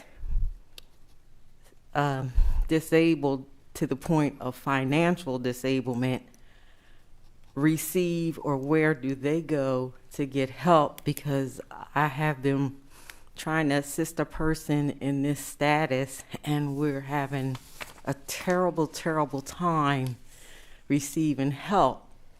Does the program help persons who need, the house has been cleaned totally. There's no furniture, no stove, or I think there's a refrigerator, but no, maybe one bed. But that's because the husband suffered a stroke. He's in his late 60s. The wife just came out of the hospital. She's in her 60s. They had to file for his disability, and also their funds are actually depleted except for day-to-day living. My concern or my question is, how and where do they go for help on somewhat of an immediate basis? But I do understand there are contracts and times, but do we go to that area's council person? Do we come here? Do we write the city? How do we get help? Because your council person can assist, most definitely, and thank you for coming out tonight. Do you want to give us, you don't have to give us the address right now, but if you give us the address, we can follow up with that person. If you have some contact information, first of all, I wanted to say that you definitely can reach out to your council person to help guide you through this process. But since Director Weir is here, he can speak to what the City of Wilmington offers, And as I had mentioned earlier, the state of Delaware, they have programs too. But we will definitely be able to help that person to navigate through the programs and where they need to call. So I'd like to give the floor over to Director Weir. Absolutely, you can call 311, ask for the Real Estate and Housing Department, and we will get in touch with you. There has been a movement up for centralized intake, not only for, for a lot of social services, and that centralized intake really is the state. So 211, if you call 211, that is the state number. The city of Wilmington does what we can, the state does what they can. So you're probably not going to find one source that's going to answer all your needs, but absolutely the easiest way would be just have either Ms. Wilson, either yourself or the person that you're trying to help, have them call 311 and we will get back immediately, and then we will try to direct specifically to where you might need to go to get some of the help that you're talking about. Would this just be a general phone call, or would it be to your attention? Or Well, yeah, you could give it to my attention, but as far as on the 311, if you say you would like a phone call back from Real Estate and Housing, that creates a ticket, and then we pride ourselves on having a excellent response rate. Right. I want to say thank you, but that wasn't my original reason for being here, but I'll step back because that's the area we're in. No, this is why we have these meetings for people to come and ask questions. But before you take your seat, what community are we talking about? Where is the house and what community is it? If It's over in Northeast Wilmington, and it's in the area of where it's between the Boys Club and where the old telephone company used to be. 22nd Street? Pardon me? Is it over at 22nd Street? No, it's more up in the 40th. 41st. Okay. Up in that area. Further out. Oh, okay, yeah. The telephone company, that's what makes me think in the first district. It's the old telephone off of That's my Washington district. Street. Pardon me? That's my district. Off of Washington, and yes, okay. Okay. And you I'm are, a part of okay. Okay. All right. Well, thank you so much Do I for state the coming other and one? sharing. Thank you. Okay. Do I state Thank the other you. business or just sit on here? Okay. Any other comments from council members? If not, go ahead. Council member Hackett. Thank you, Chair. She asked, could she stay in her other business? Can she stay for what? She had another question. Sure. Okay. Now, the other question, the original reason I'm in here tonight is to find out where a group of people living in a senior housing development is having much trouble with security through management. We've set meetings, they've canceled. We need to know where to go and what to do to get help. People being locked out and no response. Various things going on in the building right now. We did complain to them about, I can't think of the gas that you don't see, but people have gotten notes from their doctors saying that there's a possibility that this gas or whatever. Some health issues. Yeah, and they're intending to call HAVAC.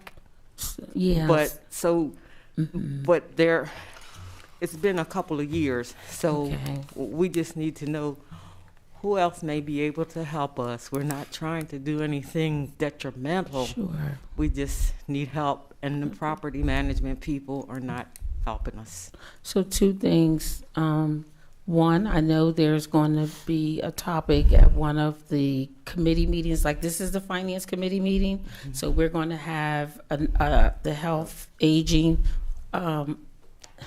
Environmental Aging and Disabilities Committee on. Can I finish, Councilmember Owens? And what high rise are you referring to, ma'am? I'd rather not specifically give that name, but I can give you the area. Okay. All right. So you can continue to.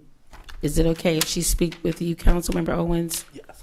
Okay. So his name? Yeah, he's Your going name? Oh, you want to? Yeah, Okay. he's okay. Thank you so much. You want to share the name of the committee, Councilmember Owens, and the date of the meeting? Yes, it's the Health, Environmental, Aging, and Disabilities Committee, and we will be holding a meeting on March the 19th. It's a Wednesday, at 5 p.m. About ongoing concerns with senior housing. It's here. Thank Here in you. this room. Okay. Thank you. All right, thank you very much for sharing. All Thank you, right, Madam so Chair. we are going to move on to our next topic, and our last topic would be, let's see. Yes, all right. Our last topic is going to be an update on the city's disparity report by the Mayor's Office of Economic Development. You can come to the microphone and introduce yourself. Thank you, Director Weir. Thank you very much.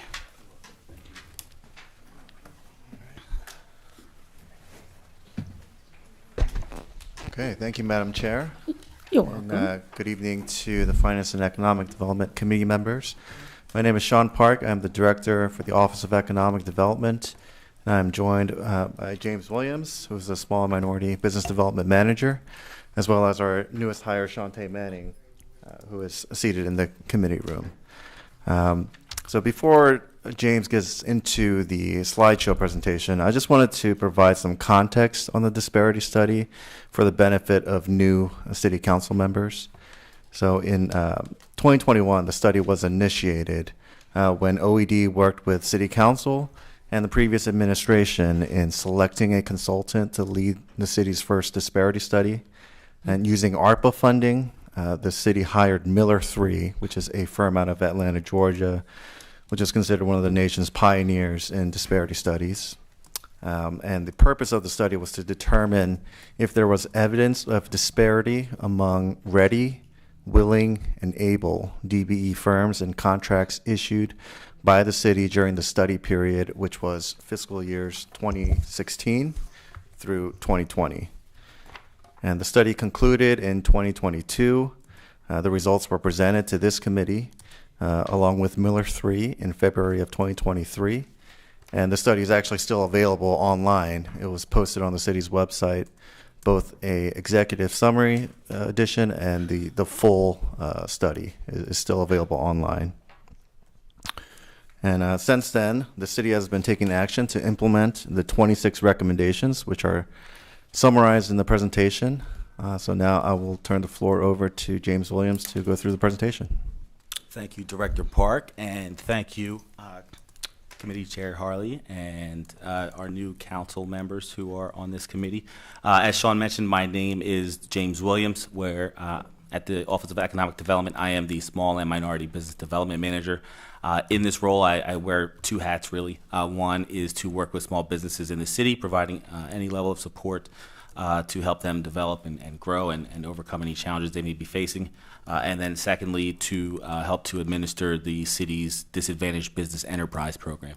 So today we're going to focus on the DBE program and the progress we've made towards implementing the recommendations that were provided out of the disparity study, which, as Director Park mentioned, was published in February of 2023. All right, so from that study, there were 26 recommendations that were produced to help improve the program and make it a more modern program that would meet the needs of Wilmingtonians. Some were very general, some were more specific. So if we go to the next slide, I've taken the liberty to try to group those recommendations into 4 general buckets, as you can see on the screen. The buckets that I've gone with are program implementation and monitoring, which we'll spend some time talking about how we've worked towards improving that. Improving data collection and reporting, which was a recurring theme throughout the study, and provided some challenges in actually executing the study itself. Outreach and capacity building, which we've done, made some really tremendous strides there in really promoting the program, really looking to build up the population of businesses who participate in our program, as well as encouraging our businesses who are competing for contracts with the city to reach out to work with and really work with our certified DBEs. And then lastly, capital access and financial support. So overcoming some of the common barriers that these types of programs have by providing support for things like bonding, providing support for things like business development, growth, and things of that nature. So we'll get into the details of some of the steps we've made over the past 2 years. But generally, I think we're going to try and focus on the progress that we've made. And I have plenty of supporting information towards the end of the presentation that you can view once we complete our part of the presentation. And we'd be happy to answer any follow-up questions that may come from my presentation. Okay, so what I'm going to do, I'm going to ask everyone, I'm going to allow you to get through your presentation and ask everyone to hold your questions. Make sure you write down your questions, and we'll come back to the questions once they finish their presentation. Okay. Absolutely, Thank appreciate that. Okay, so as I mentioned, as we get into the 4 buckets that I've created, we'll see basically just a summary of the updates that I wanted to provide for the group.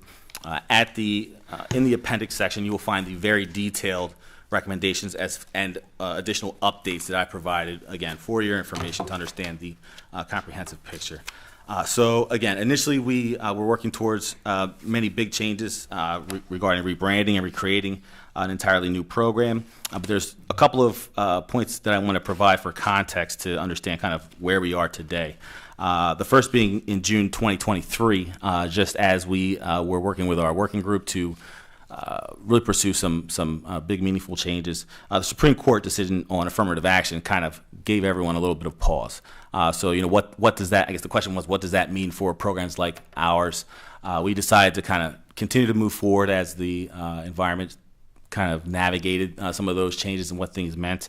And then obviously, most recently, the executive orders out of the federal administration's the president's office of we'll say anti-DEI programs, DEI in quotes, meaning that hasn't really been defined, but it's left a lot of organizations, municipalities, et cetera, kind of scrambling, waiting to figure out what exactly that means and how it impacts them, similar to what we saw with the freeze on federal funding. So just to kind of provide that little bit of context.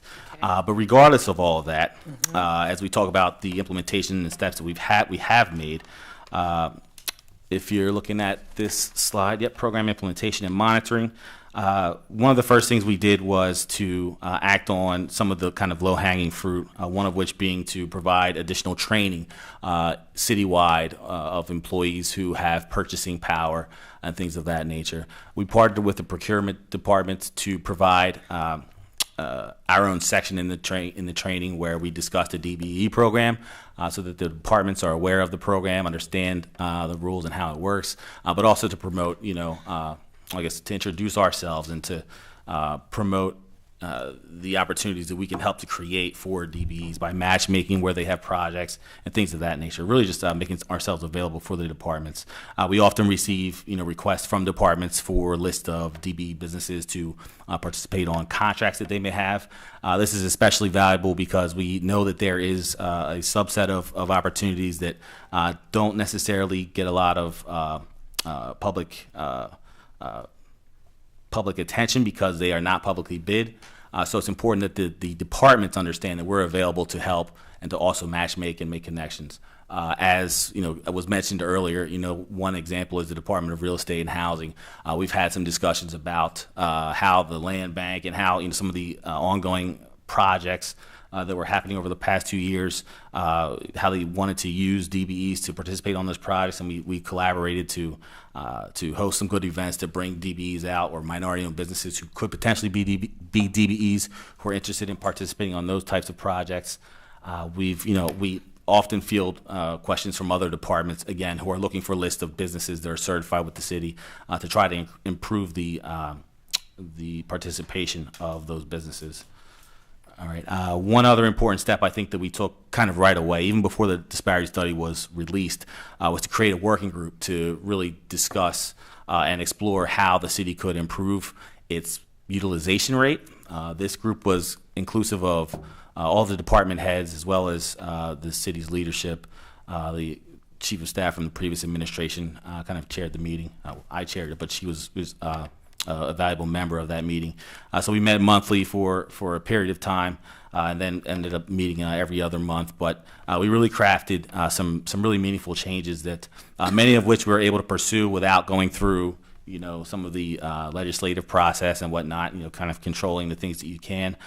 So we've taken it upon ourselves to increase the outreach, make sure that we're attending things like trade shows and some of the summits and some of the available regional events that we had missed out on previously, to really understand some of the best practices in this space. One of the very valuable, I think, organizations we participated in that helped to kind of expand our knowledge and our awareness in the space was by joining the Greater Philadelphia Chamber of Commerce last year, which we participated in several networking events. We were able to use that time to recruit new DBEs, and to promote the program beyond sort of our small area. So we know that we have certified some businesses who are interested in participating down here. But also, to speak to some really industry leaders who have been able to guide and advise us along the way. So very valuable that we participated in that last year. We also were able to work with, or should I say, we've made it a point to attend some of the industry kind of industry forums, such as the National Minority Supplier Diversity Council, which we had the opportunity. Shantae and I actually attended the conference last year in Atlanta, which was, again, another very valuable opportunity to learn best practices in the industry. We met a lot of great vendors, but also a lot of great organizations, private and public, and we're able to really compare notes and talk about, what each of our, organizations were doing to increase participation of minority-owned vendors in procurement. In addition to the Eastern Minority Supplier Diversity Council, which we've built a relationship with here. So that's our local chapter of the national organization. So we've kind of forged a pretty good relationship there, and we've begun to participate in a lot of the activities and networking that they have going on, but also to promote our city opportunities, kind of, again, casting a little bit of a wider net to try to really identify where we can find more firms to compete for these projects with the city. Okay. All right, so just kind of on the program implementation side, I think some of the important things to take away from this is that, we've been out working, trying to learn, additional steps that we can take and understanding the best practices. But again, within this new context, there's still a lot of unknowns. I think that there are some rulings out there that we've discussed with the legal department and through some of the trainings that we've been a part of, such as the city of Houston and some lawsuits they're navigating. So there's a lot of eyes out there that are paying attention to what's going on in the current climate, which could have some impact on how we administer the program. But again, as I mentioned earlier, we're choosing to move forward where we can with what we have, control over. Okay, all right. Next slide, and please. So I just want to reinforce to those that are listening that this disparity study basically, what they're sharing today are the recommendations that this office pretty much have executed as related to the recommendations that came back from the study. So I just wanted to make sure that everyone is clear on what you're sharing here. And so I think it's really good. This is some really, really good information. So I'm going to wait until the end to ask some of the questions. So to give you some time to do a high-level summary. I think we're going to have you to come back. I'll try to keep it brief. Yeah. I know I can talk about this all day. So we'll try to keep it brief just to what's Good on the stuff. slides. So in terms of improving data collection and monitoring, so one of the first things that we did was to explore where there could be technology solutions to either streamline or help us to gather better information. As I mentioned earlier on, one of the big challenges with the study itself, with executing it, was the lack of data that we had available to conduct the study. We pursued a contract with a vendor called B2G Now, who helped us, or should I say, who replaced our legacy database, which was an end-user computing tool, Microsoft Access. So we now have an online version of our certification tool, which keeps everything online. Our users can go online, can put in all of their information, maintain all of their data there, and that information is available to the public. So we do get requests from private organizations from time to time and the public who are interested in working with our businesses. So again, to address the recommendation of increasing capacity and building, kind of that experience within our DB community, this is definitely a win towards that end. And lastly, I guess the next step that we'll be pursuing with this same tool is to bring in the contract compliance module, which will allow us to have sight over the actual contracts that we have within the city so that we can provide sort of that after award compliance that needs to happen. What this means is that when a contract is awarded, the prime contractor will be held accountable to what they said they were going to, how they said they were going to subcontract, especially where there's DBs, and the DBs will be able to input their feedback to kind of provide that check and balance, and we'll be able to monitor it there.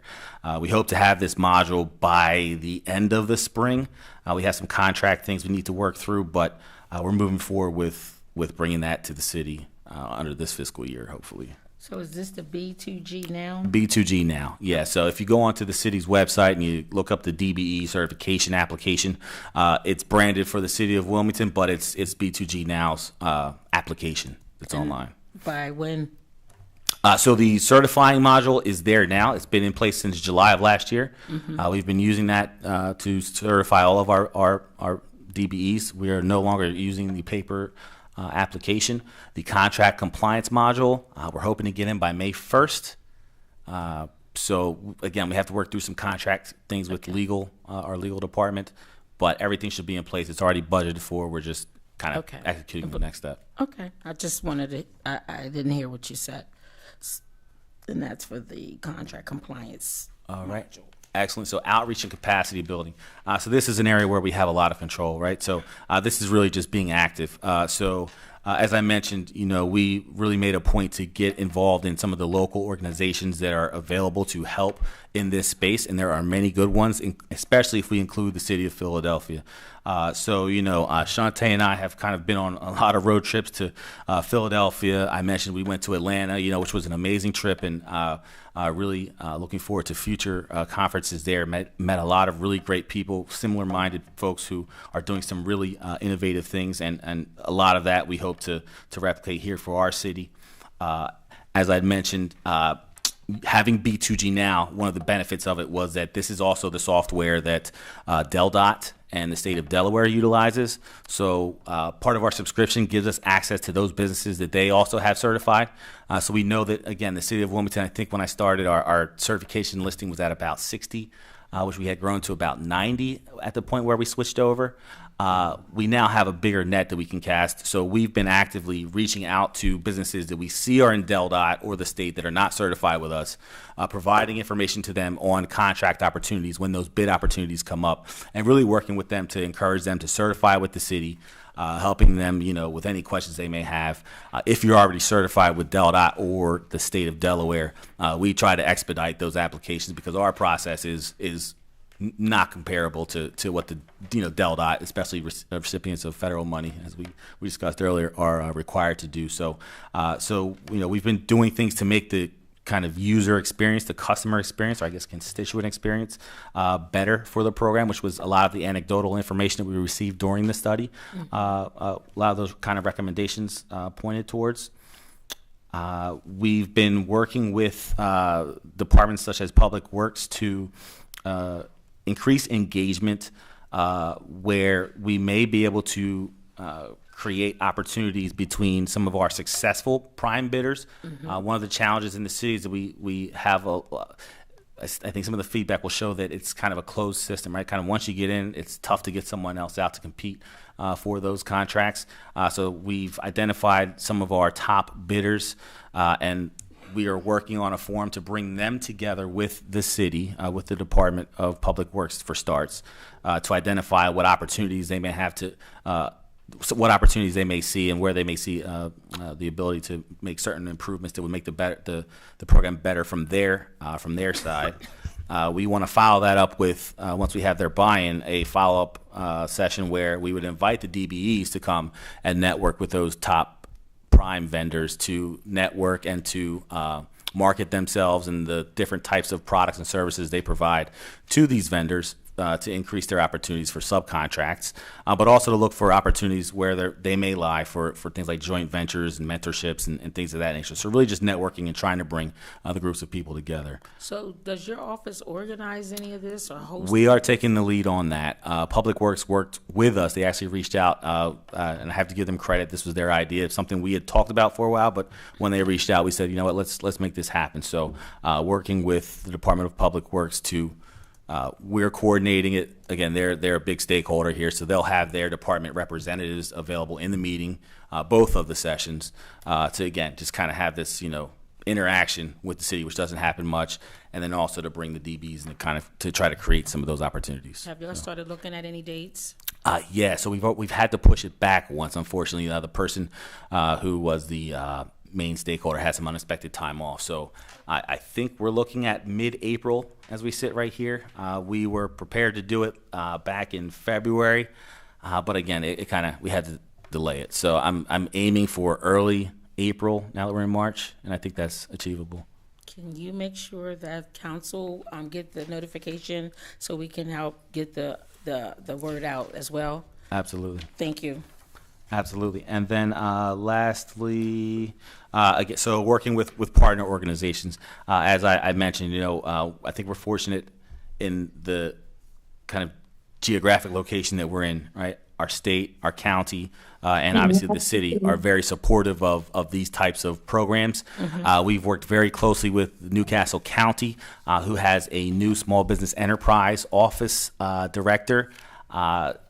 The county has actually committed to using our certified businesses to help find minority-owned businesses for the projects that they have. One of the big ones is the rebuilding of the new library down in Newark. All right, so she's actively been engaging our businesses, providing support to them, again, in the spirit of capacity building and getting that experience to help the businesses that we have certified. So that's been a very popular opportunity so far, and that's just getting underway. But also working with partners like True Access Capital, who launched a New Markets Opportunities program recently, in addition to the Wilmington Alliance and other organizations. But we've, again, really had this spirit of building an ecosystem around the city of again, kind of the diverse procurement activities. So I think that we've come a long way, but we have a long way to go as well. And last but not least, just to mention, we did this back in 2023, but the city hosted a Turner Construction School of Construction Management here at the DoubleTree back in the fall of 2023. And we have had some discussions, again, and running into the gentleman and some of these other forums to start the discussion on bringing another session back here to the city in the near future. So I think by the end of this calendar year, we'll have another round of the School of Construction Management. That was very well received. So what was your main goal for that particular, what was it? Turner? Session, event. It was an event, right? Yeah, so Okay. It was actually a series of, I think it was 8 weeks. Wow. That we had for minority businesses. I think half of the 13 we served were DBEs. 5 or 6 were already certified DBEs. So they attended this program where Turner Construction, hosted here down at the Emergency Operations Center every week for 8 weeks, where they covered various topics in construction management. So everything from how to create a safety protocol for your business to all the construction related topics that again, many of these businesses being smaller businesses, maybe doing, small residential construction or maybe having some success doing demolitions, kind of helping them to at least be aware of the steps and the things you have to have in place to grow and to do business with an organization like Turner Construction, which Okay. has a lot of parallels to doing business with the city, right? Exactly. I'm just going to make a comment so you can keep going. I really appreciate you sharing that, because I do believe there was a conversation that we had with you or Director Parks about how to help some of the smaller construction companies qualify for some of the bigger jobs. Of course, you know, when they were working on the Bancroft School, there were a number of construction companies sharing how they couldn't get in and couldn't get jobs because they just didn't qualify. And I remember having that conversation with your office. And so this sort of like created an environment for them to come and to learn and to find out how they can be qualified for some of the bigger jobs. Is that correct? Absolutely. That was the Great. objective of the program, and we hope to, again, bring it back soon. I think enough time has passed. We could probably find enough businesses to participate again. Excellent. So yeah, something we're looking forward to doing on a reoccurring basis, I think. Okay, thank you. And to mention, they did it free of charge, Wow. Turner Construction. So we had they had only asked us to pay for the graduation ceremony for the catering. So Okay. you know, it was certainly a win. Okay, thank you. All right, and then the last slide we'll cover briefly, access to capital and financial support, right? So for DBEs, often especially if they're performing or should I say competing for prime contracts, oftentimes being a smaller business, their costs are going to be higher, so their bids are going to come in higher, right? So how is it that we can help to overcome that? A couple of areas that we've kind of prioritized, and we have some really recent examples. One is reviewing claims of slow payments. So for a subcontractor to work on a contract for the city, we don't have necessarily sight over the subcontract level, but obviously we contract with the prime. But as a DBE, they are entitled to faster payments, so 10 days versus 30 days. For that prime, however, if you're a prime contractor, and you're a non-DBE, you're only entitled to 30 business days. So as you can see, the kind of downward, downstream effect is that DBE gets paid an even greater time. We're exploring some things to offer enhanced payment terms for primes who are hitting or exceeding the DBE goals. So one of the outcomes, or at least one of the things I was hoping to present to the group that we're going to bring in is kind of what are their thoughts about that? Is that a real incentive to utilize more DBs for subcontracts? So more to come there. But again, anything we can do to speed payments to these small businesses would help them tremendously. As a prime, however, back to where I started, to bid on a city contract, those primes, if they win, are entitled to 10 payment days. But in preparing that bid, they have to take into account things like floating their payroll, purchasing materials, all those things, which are going to have greater expenses for smaller businesses. We have explored using an organization like WEDCO to create basically a fund where DBs, if they have a contract or if they have a successful bid in hand, they can go there and set up almost like a line. Where they can, again, include that in their bid, so that they know what their cost is going to be to help them be more accurate. We've got some more work to do on that side. WEDCO I'm not sure if that's going to be the organization to fit, but we've also explored using our strategic fund and the set-aside dollars in a similar way where there's a need. We just haven't really had that scenario happen yet to actually pilot it, we'll say. Mm-hmm. But it's something that we would love to see happen. I just want to make sure I'm understanding what you're saying. So the agreement is between the prime developer and the city, and when they hire subcontractors to help with their projects, sometimes there's issues with payments. And so what you just said is that you would like to possibly, if it doesn't get resolved, that we can make the payments to some of the subcontractors. I just want to make sure I'm understanding. Not necessarily make the payments, but if we could provide a fund that would help that business float kind of bridge the gap between when they get paid and when they have the need for the funds, where they need to buy materials or pay their employees. Okay. Right? That's a very stressful period of time to be in. Like meet payroll. Exactly. Got it. So, if there were a line, say, if a business had a contract with the city, or they can show that they're participating on it, and say, hey, you know what, if we could find a way to create a low-cost loan, which we have a model, which we use for the East Side projects that are happening, right, where those businesses were able to go to WEDCO and get a low-cost loan. I think it was 0% at the time. That was ARPA funds. But exploring things like that could really help. So again, these are kind of case by case. We're waiting for opportunities where we can do something, look into some of these ideas. But one of the things that again we've been exploring in terms of providing financial support. And just lastly, again, I know that we're kind of looking at the time. We've worked with some bonding experts here locally.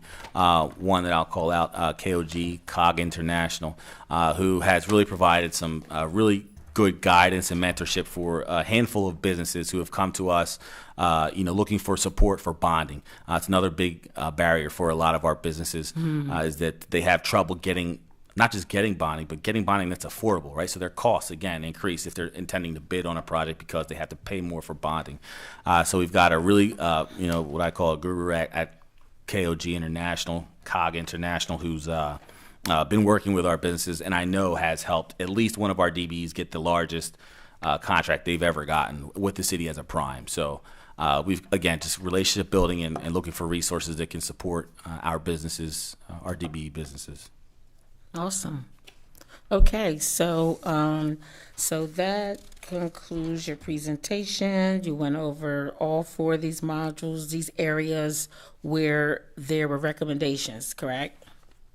Yes, that would be inclusive of all the recommendations. In the appendix, starting on, let's see, are these numbered, page 14, you'll find the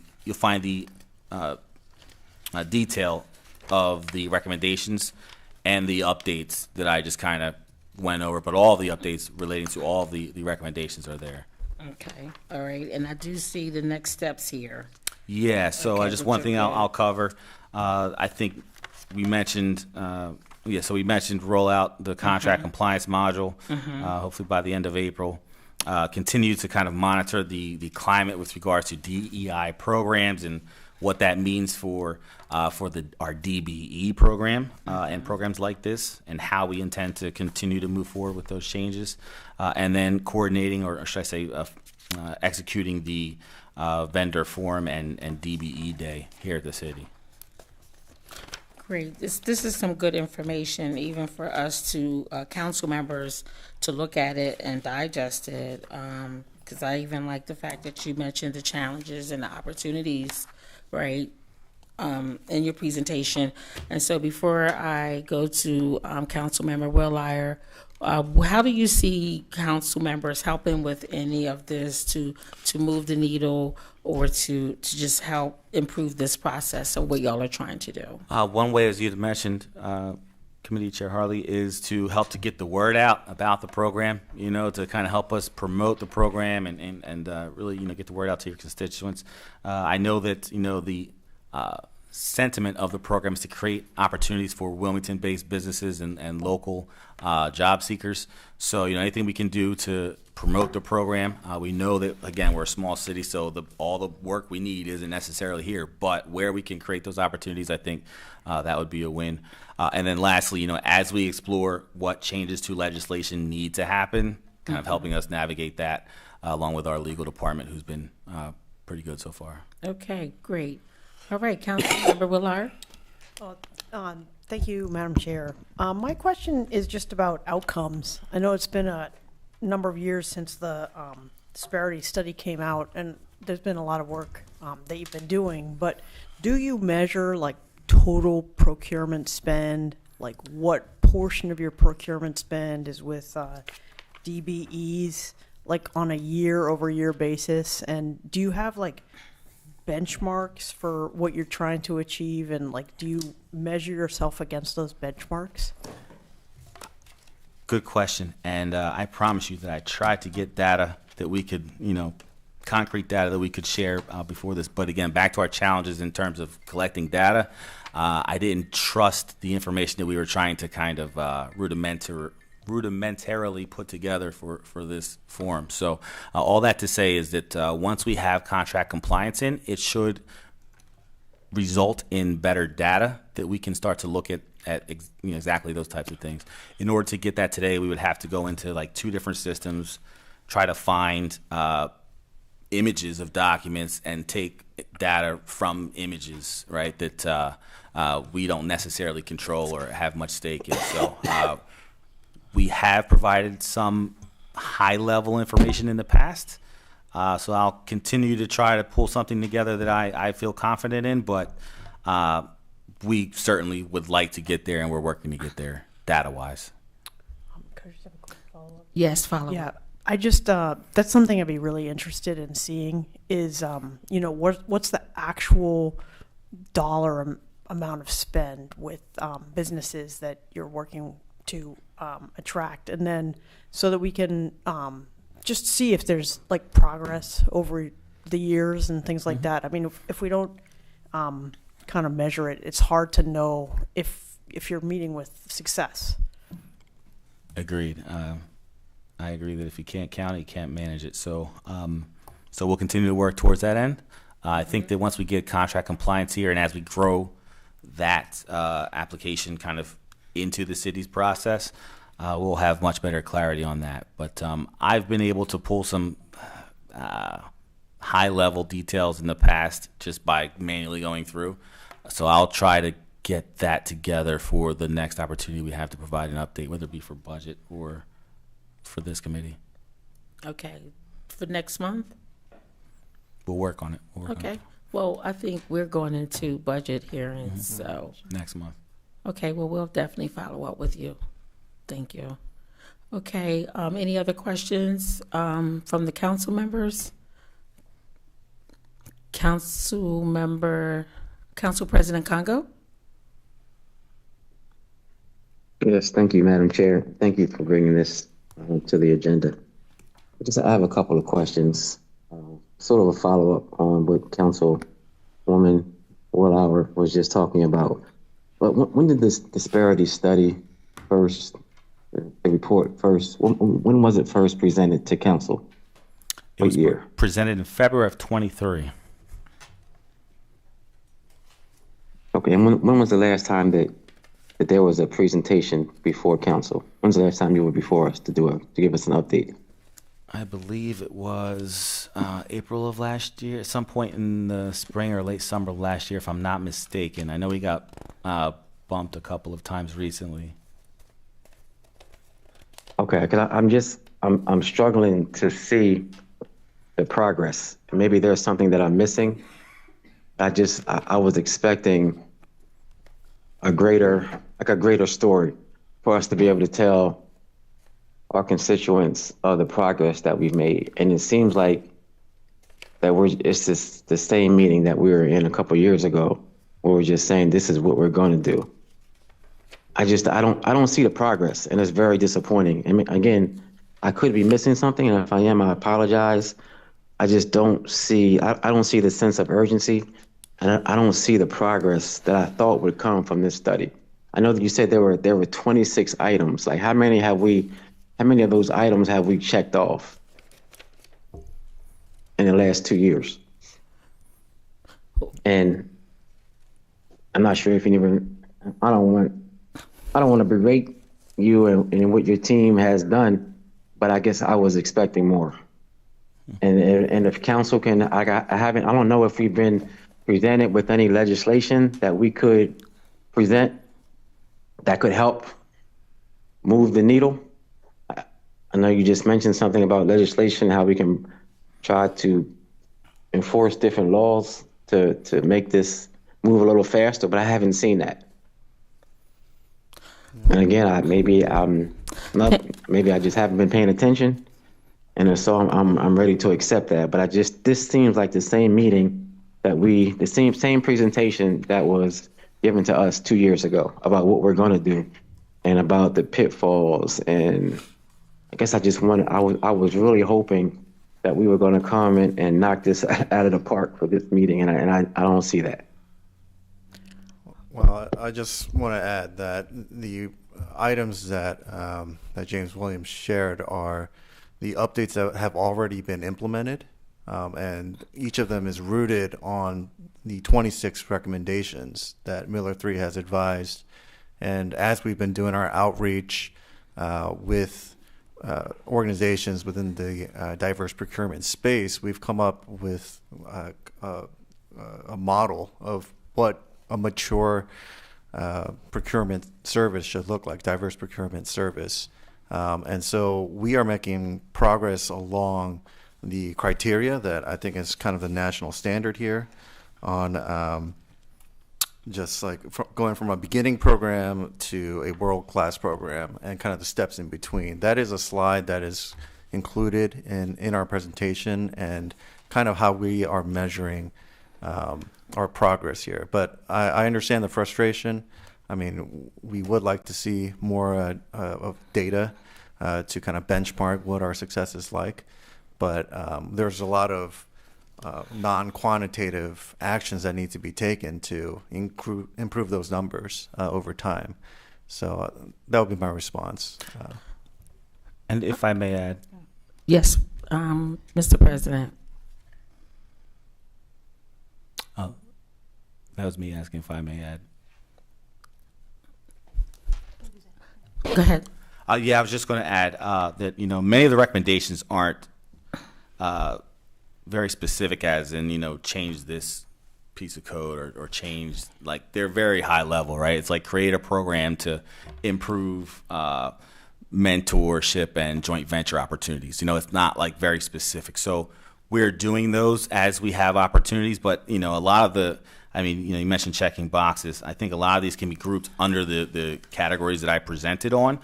So those check marks that are in the presentation, I would say, are the outputs from those recommendations. And without data to show, it's kind of difficult to paint that picture for you. Yes, Ms. Bastian? Yes, Madam Chair. Oh, yes, go ahead if you have a follow-up. Madam Chair. Sure. Mm-hmm. Why isn't there data?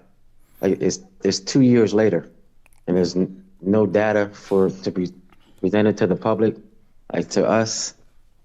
And again, I want to be helpful in any way that we can as a council, but at some point, we gotta start moving, because that disparity report was very troubling, and I guess to me, us not to be further along and us not to be more demanding and have a greater sense of urgency, I don't understand it.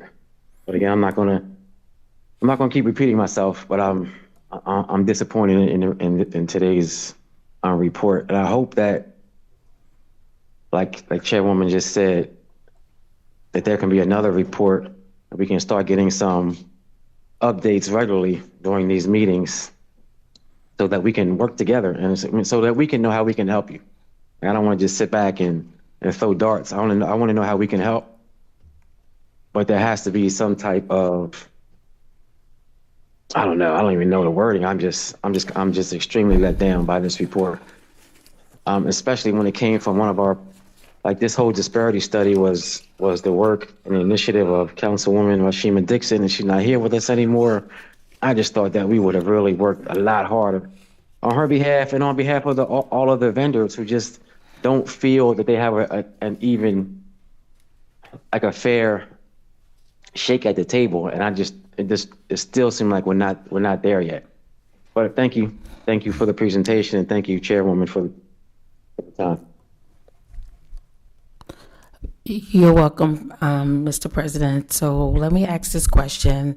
When was the recommendations presented to your office in 2023? Presented to our office. Given to your office. So we finalized the report at the end of 24, and then we presented to council in February of 23. Finished it in 2020.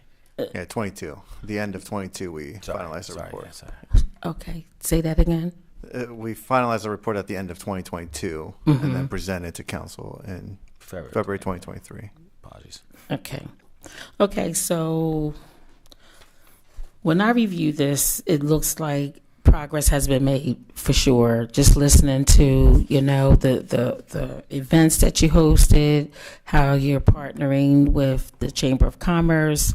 And there's just, I mean, each module here, when you look at the progress that, with the recommendations and the progress that some has been made, I would love for our council members to go through this and to review it, read it, process it, understand it, and then come back to your office if we feel as though there's an area that should have more progress or more improvements.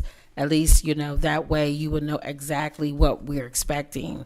So that's just my my comment as it relates to the information that was shared. We need to read this, we need to understand it, and we need to ask questions, and then from there, I think we can come together and talk about like what our expectations are.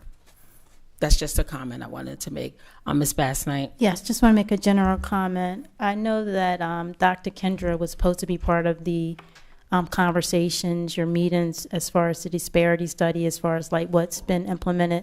So I'm not sure if you're having a small group meetings, because if so, that will be helpful, you know, so that we can share the information with council. And I think that could help a lot, you know, with these type of meetings. Also, and I think one of the critical things when it comes to disparity report is there was some critical legislation that really needs to be done so that we can see the really impactful changes for this program. And I don't think that's been submitted like as of yet. So I haven't heard that the law department is working on any of that. So I think that's like a huge step. So I think once that happens, I think people can see some major changes, some major impact once that occurs, as well as like whatever data can be tracked.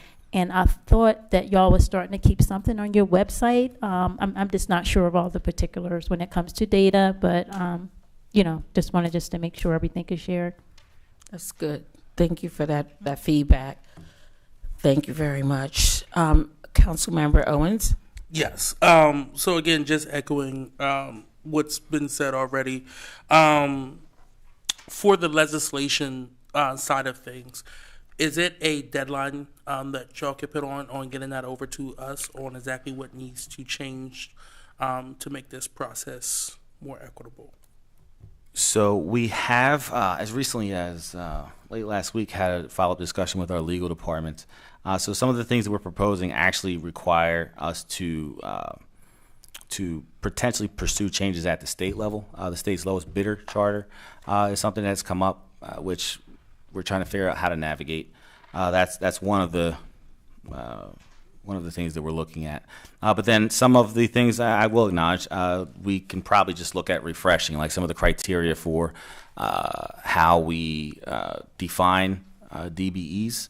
Now that we've completed the disparity study, I think that we need to shift what's in our code from, or should I say, to relying on the disparity study as justification for any race and gender conscious remedies that we would pursue. I think that would reduce some of the risks that we may have with the current climate. But yeah, I mean, we continue to work with our legal department, and they advise us kind of how we should move with this. So as we determine what the latest, we'll say, updates in our climate have, what those impacts are, we'll figure out what the next steps need to be to do that. Thank you. Any other questions on the Zoom? Any questions from the public? You can come to the microphone.